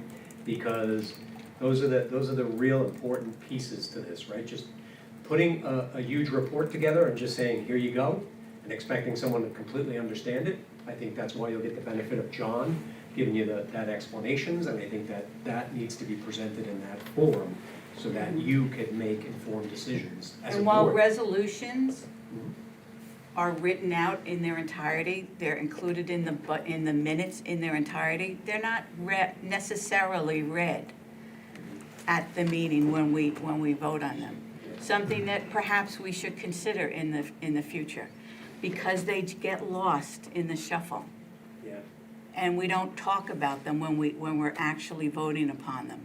And also, when I went back to check the minutes of that same meeting, we not only approved this resolution in a consent agenda, we approved it in an omnibus resolution, which means we took many items from A, B, C, D, E, F to expedite the meeting even further. And we took many more resolutions together as one, not talking about them individually. And this was included in that omnibus resolution. And we didn't even talk about it. It was recommended by the superintendent.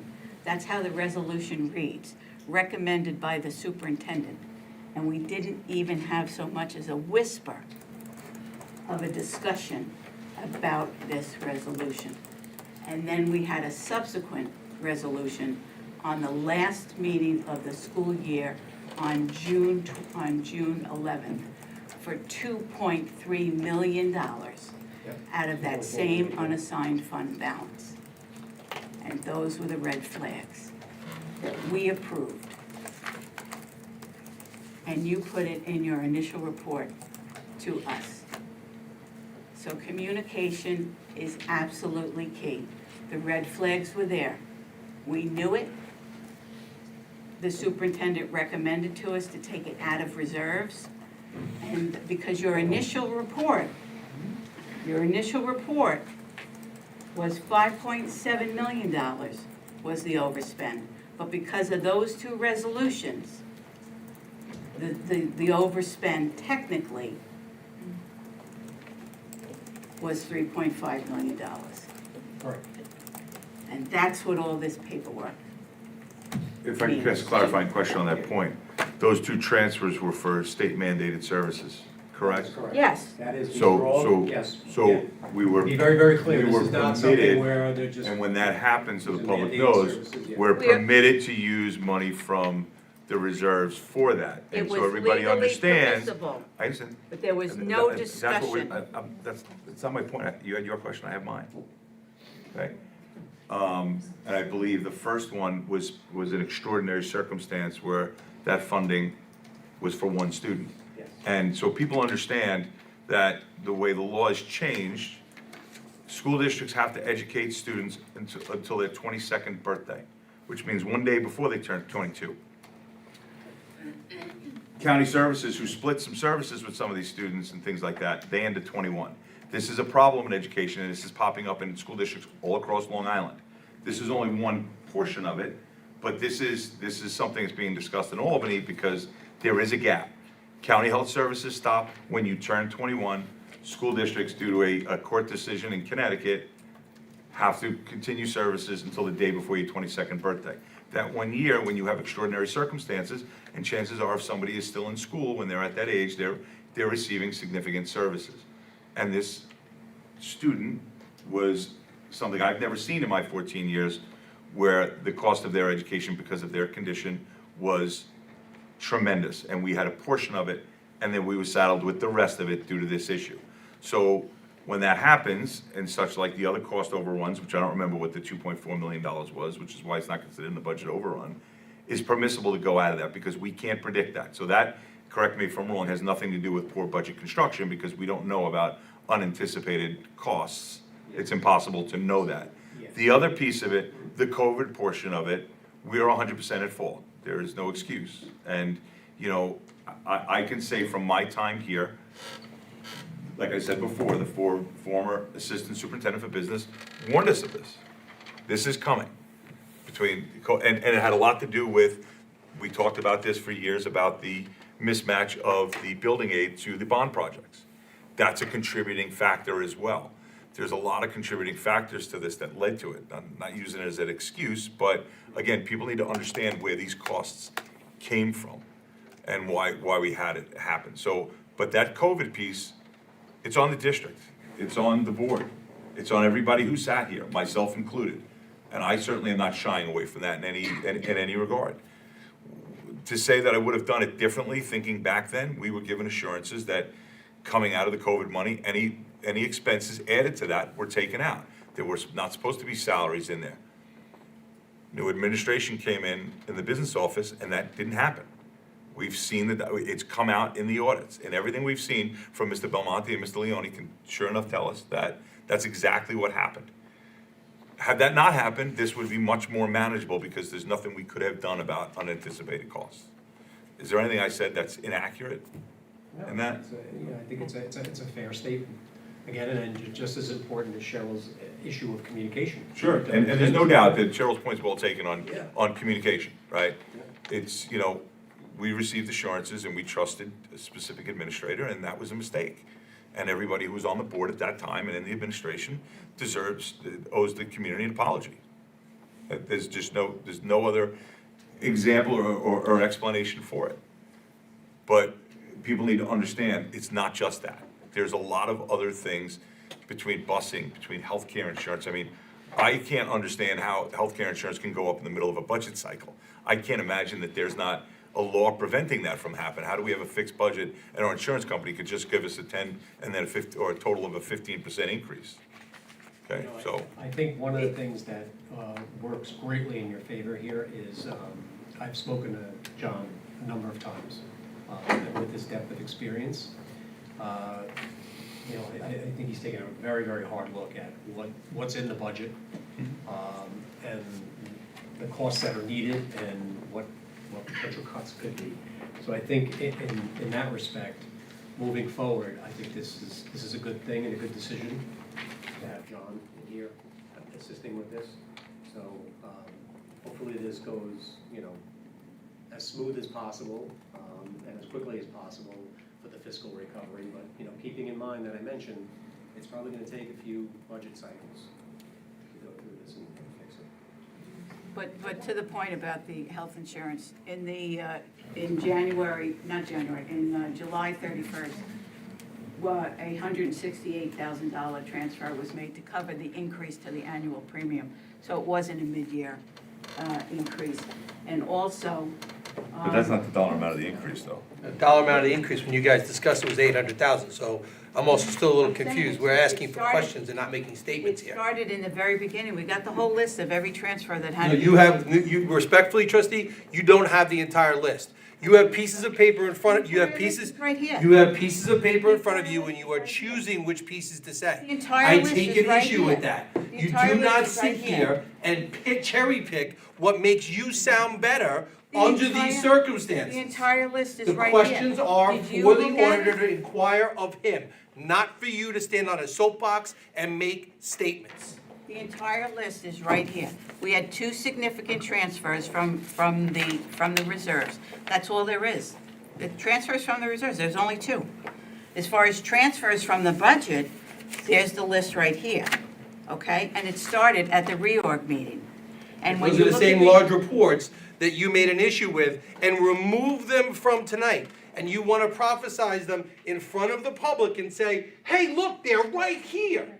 You took 3 reports. You You took weren't 3 sitting- reports off the table You today weren't sitting on because the you want to board. review them. Hold on. You weren't Hold sitting on the board when this happened. No, I wasn't. Cheryl has the floor. You Cheryl weren't. has the We floor. don't need You comments weren't from sitting you. on the The board when this audience happened. needs to stay out of this while the board members get under control here. And we need to finish your comment Thank you. about Thank your, you, Madam Chair. The point is that when you pointing to communication and pointing to get, you know, decent information and truthful information out of the business office, which I trust we will get.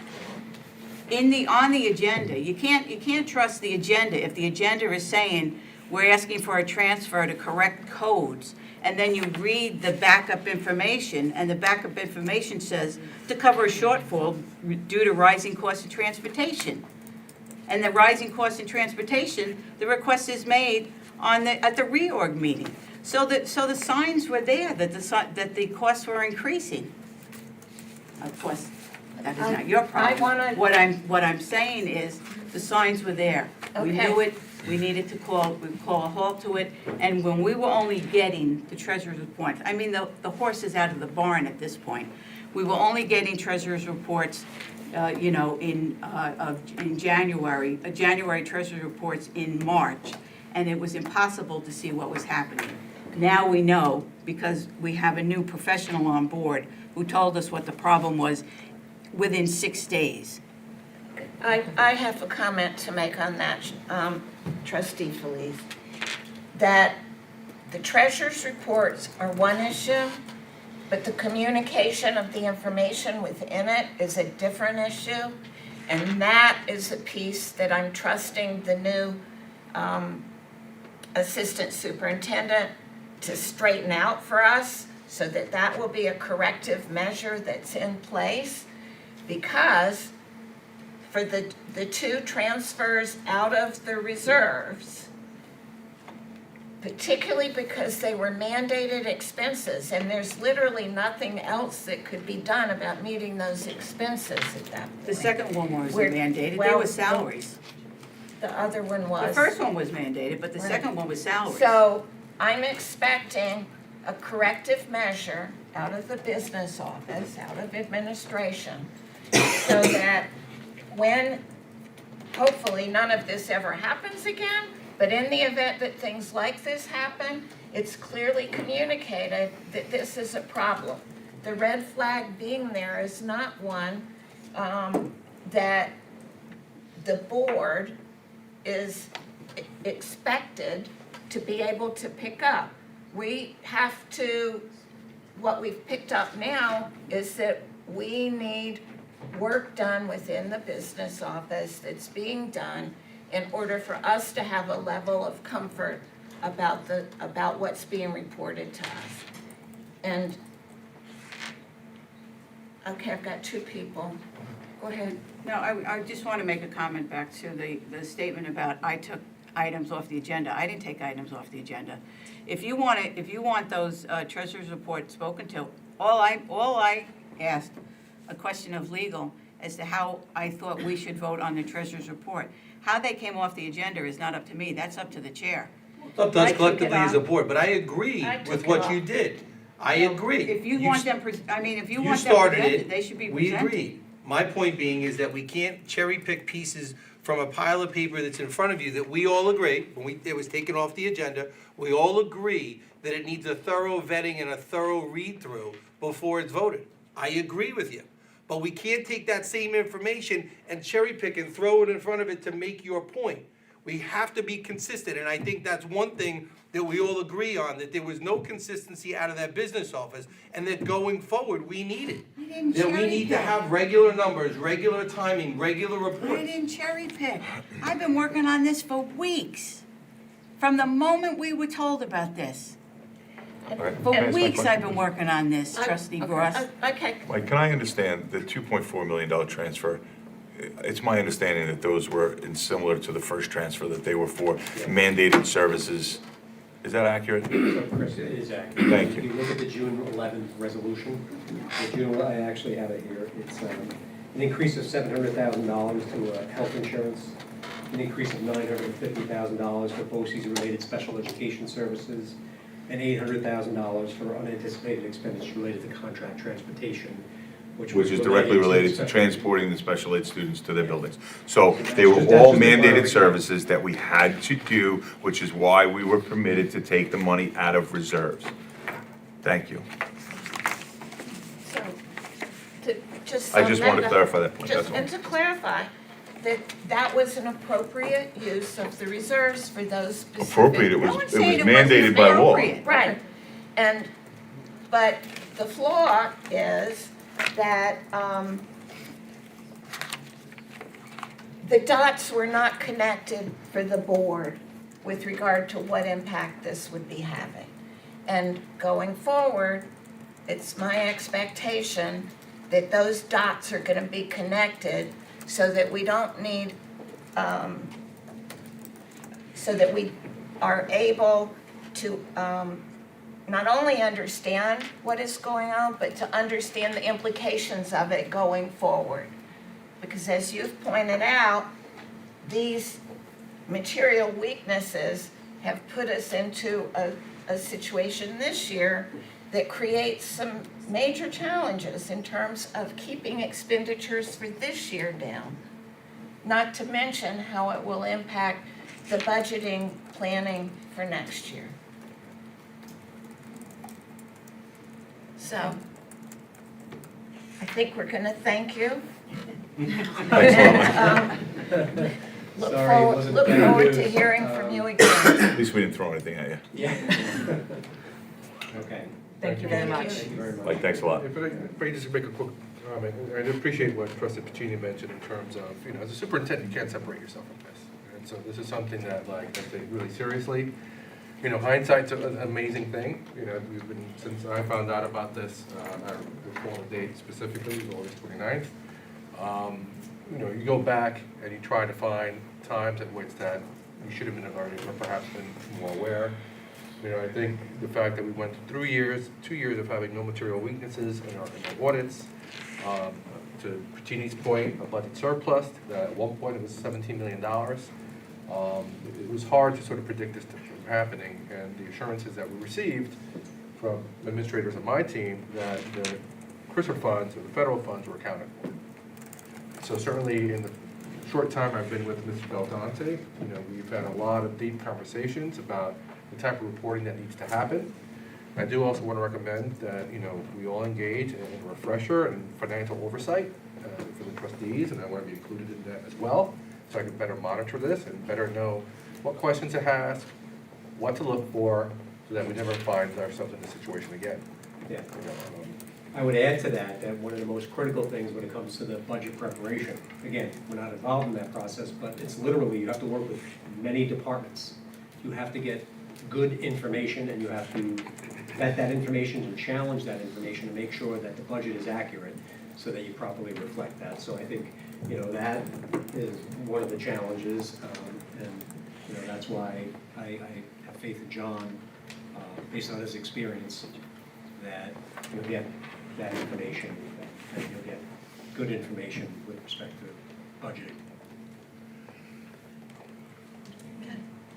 So thank you again, or just, Can I say a few words in the spirit of communication? Just kind of, I guess I should stand. And just kind of bring the board up to speed as to what we've been doing and where we are and what we can expect going forward.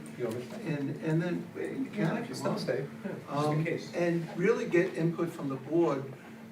We've identified a lot of things here, and the board should know that over the last several weeks, we put a lot of internal controls in place in that business office that have never been put in place before. The board is going to see reports that will reflect our current obligations. You're going to see reports where encumbrances are done on salaries, where they have never been done that way. We're going to be able to monitor this budget in a contemporaneous way. More importantly, I hear a lot of things from the board about many issues. I want to assure the board that when I'm here anytime there's going to be an increase or a resolution brought to the board that we need to take money from reserves, we will have a conversation. Prior to that, the board will know that it will be on the agenda. I can share with the board that we will have a resolution coming shortly to appropriate additional funds to the 25-26 budget in the area of workers' compensation. So that will be coming. And the other thing that I really want to talk to the board about is the treasurer's report. You have a very comprehensive packet there. We know it's 50-some-odd pages. Does the board have any interest if we break that packet down to be better understandably? What we have done in other districts, we take that packet and we may put the treasurer's reports and the bank statements separate. We then might take all the revenue reports and put that separate in a separate resolution, and all the appropriation reports. And this way, it's easier to talk about the report in sections than trying to digest a 55-page report. I just throw that out there. Whatever the board would like, we can certainly entertain. I think I can speak for the board on this one, because your question was, would the board have any objection to doing something that makes more clarity in this issue? This board would have no objection to improving clarity. So that would be beneficial, I think. Yes. And I see all the nods, so we've got consensus on that one. As far as timely, just to let the board know, we did bring up the June, July, August reports, as you know. We will have at the next meeting, September and October, and the board will be up to date. And one thing that we talked about at the last meeting, those appropriation status reports will not have any negatives, you know. And if we do have a problem, we'll be back to the board talking about it. So the budget is currently being managed on a contemporaneous basis. And I just want the board to feel comfortable with that. And to follow up on that with regard to the outstanding treasurer's reports, we're going to be consulting with council about whether this is a situation where it can just be presented to us and we acknowledge we received it, or whether it needs to stay the way it is, where we're accepting a report. It's like we're approving it. But we'll get further advice from council on that one. Thank you. Thank you. Thank you. Okay. No further questions? Oh, thank you so Thank you, Mike. much. Bye, Mike.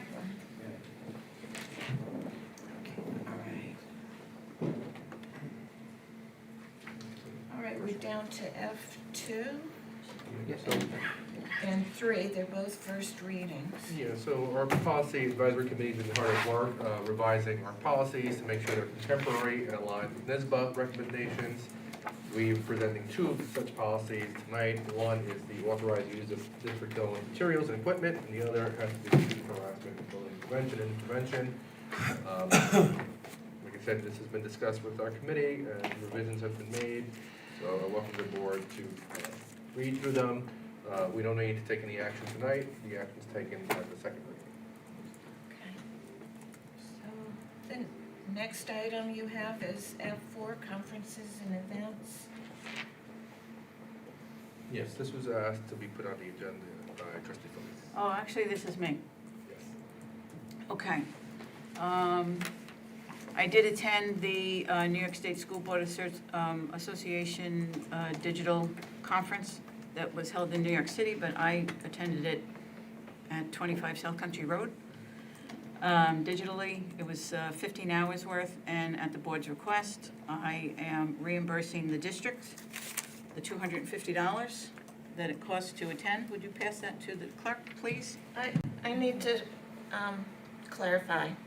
Go right ahead. The board did not say that you needed to reimburse a registration, the registration fee. Okay.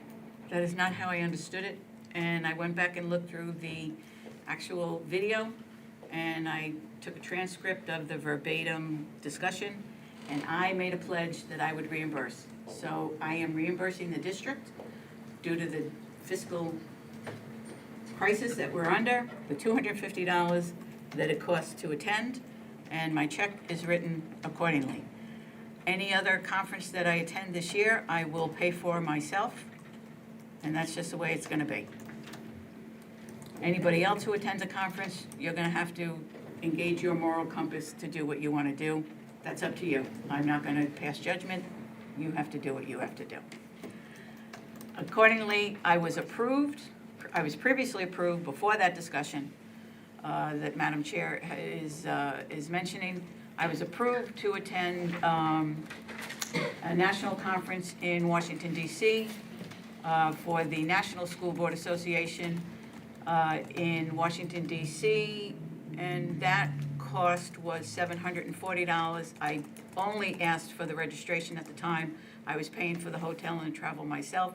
I have since decided not to go to that conference, so I'm just advising the board and the district, I will not be going to that conference. I am rescinding my request to go, and I have notified the district clerk to not register me for that conference. So there'll be no registration, there'll be no reimbursement, I will not be attending. However, since then, I have asked to attend, which is free of charge, the Eastern Suffolk BOCES Board Member Breakfast, which is this Saturday. And there is no charge for that, so I will be attending that. And I have also asked to attend the Longwood Regional Legislative Breakfast, which is February 7th. That is also no charge, so I will be attending that. And I have also asked to attend the Scope Educational Services Women in Leadership Conference on January 9th and 10th at East Winds. There is overnight expenses, but it is so close, I am not going to do that. So the cost is $485. I don't know if you want the district to lay out the money or if you just want me to lay out the money since I'm going to pay for it myself. How do we want to handle that? Well, let me just clarify what you said, that basically, because of your feelings Yeah. of obligation, But I want it You're to not be gonna- known I'm attending on behalf of the district. That's the reason I'm going to be there. And I will bring the educational content back to the district. So I'm not just going on behalf of Cheryl A. Felice, I'm going on behalf of the district. well, it's my understanding that the only approvals that need to be given by the board is if expenditures are gonna be incurred by the district. And since you're saying not to procedurally, I don't know if we have to do anything right now. Okay. We had a discussion because of the fiscal crisis that board members should, we're asking the district not to go to conferences. It was my understanding we asked the district to cut out all conferences. Are any conferences taking place at this point? Only ones that are grant funded, but not to my knowledge. Okay. So I thought we were responding in kind. Are we paying for any other conferences? I don't You think said we we have, weren't. I don't think we have any pending matters. We said we weren't, we said if you want to go to a conference, you pay for You yourself. pay for it yourself. I'm still confused as to why this is an agenda item. Yeah, I don't get it. Because we got the notification through the district, Of what? the Scope Educational Conference. so, So The only, but like, if you want to go, just go. Well, because we got the notification through the district clerk, and I was advised, if I want to go, notify the district clerk. So I did, and it was put on the agenda. You asked to put it on the agenda, the superintendent just said, right? Because the instructions were, if you want to attend, notify the district clerk, and so it went on the agenda. okay. So That could've now been I'm done in an asking the email, no? procedure. But I'm trying to narrow it down, that basically because I you're attended- planning to attend, Right, but there's not gonna be any cost to the district. right. And under our policies and procedures, the only thing we would have to approve is if Well, there's an because expense the last incurred. time, the district already paid for it, and then we had a procedural change. Well, it was a discussion, Okay. it was comments, about All right, trustees I'm being notifying you that careful. I'm attending on behalf of the district and I'll pay for it myself. So thanks for letting us know that you're gonna do that. And, we now have, let's see, I think we're down to G. The administration recommends approval of curriculum items reflected in schedules G1 through G4. Is there a motion to approve item G1 through G4? I'll make a motion. Trustee Puccini, second by trustee Felicetta. Questions or discussions? I just have a question that, still looking to know, the amounts that we're approving on G1 and 2, if someday we're gonna get those amounts. Put in the update. So this is approval of taking the trip, and the reason it has to be approved by the board is because it's out of state and/or overnight, correct? Correct. Okay. So, all in favor of G1 through G4? Unanimously approved. Madam President, I have a question. Yes. Were we supposed to vote to accept the audit report? Is there any voting needed in that last section? Yes. I think we need to vote to, we have to accept the audit report. Thank you. Thank you. So, There needs to be a so let's go F1. back to F1. Is there a motion? I'll make a motion. A motion to approve item F1. Mr. Puccini, second by Ms. Calderoni. Yes? Okay. You have All in multiple options. favor? Moving forward. All in favor? It's unanimous. Thank you for catching that one. You're welcome. All right, now we're down to H. The administration recommends approval of personnel items located in items H1 to H6. Is there a motion to approve items H1 through H6? Trustee DeLillo, second by trustee Felicetta. All in favor? Again, that's unanimous. And now I. Aye. The administration recommends approval of business items reflected in schedules I1 through I5. Is there a motion to approve business items I1 through I5? Trustee DeLillo, trustee Felicetta, second. Any questions or discussions? Yes, on the budget transfers. Could the assistant superintendent just speak to the transfer about the summer school instruction? So summer school, is this for last summer school or upcoming summer school? This was the last summer school. The last summer school. So was everyone paid? Or this is, everyone was paid? Yeah. Okay, so there's no problem, they weren't paid. Okay. And wait, just, there's one more.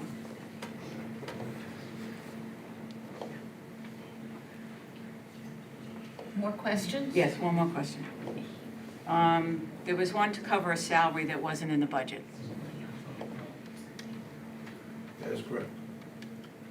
But again, they were paid, it just, so now now they're in the budget, but they were, Right, we had to move the appropriation to cover the salary. okay. And that was just an oversight on behalf of the previous administrator? I would imagine so. We don't know.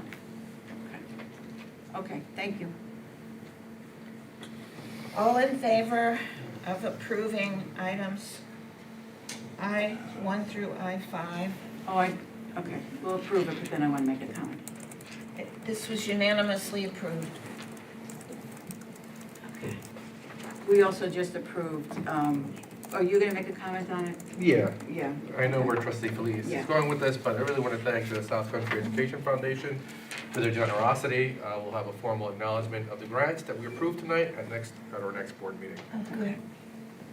Because I know that representatives usually like to come That is correct. and And confirm I it. saved the recognition until obviously after the board approves it. Okay. Okay. Thank you for that. Public commentary, we have one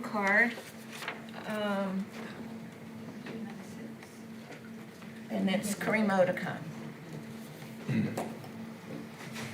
I was just, now that we've heard from the auditor, it seems like the board got this last week, and it seems like there's still some confusion.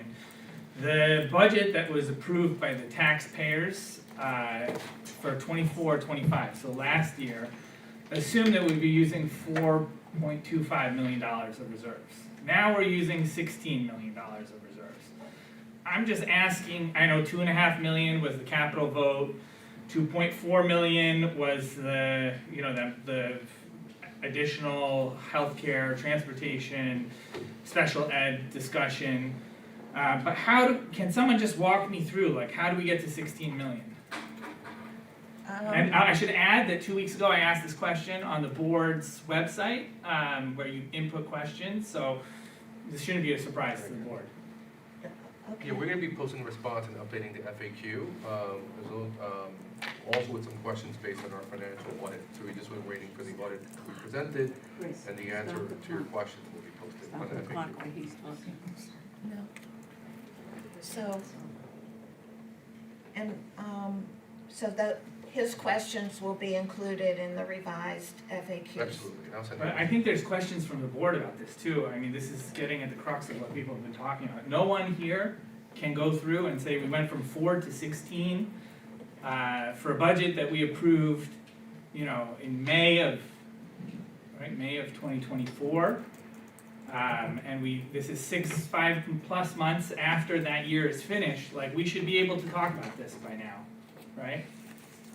You guys had this last week? Okay, well, just remember that when I made the introduction to public commentary, that it's for you to make a statement, for us to listen, but not to have an exchange. So we've already gone beyond that. I'm not asking for an exchange. I asked a simple question. No, it's and not. Chris Ross asked that question, which you asked at the, I assume that was what you were getting at. This is not, again, we're talking about transparency constantly. I foiled data that was supposed to be given to the state on October 15th. It's November 12th. I still didn't get it. It doesn't feel transparent. We have to build trust with taxpayers and parents. After, last May was a disaster. And it only got worse. I had a parent tell me that after last board meeting, they cried because they know what's gonna happen to our district.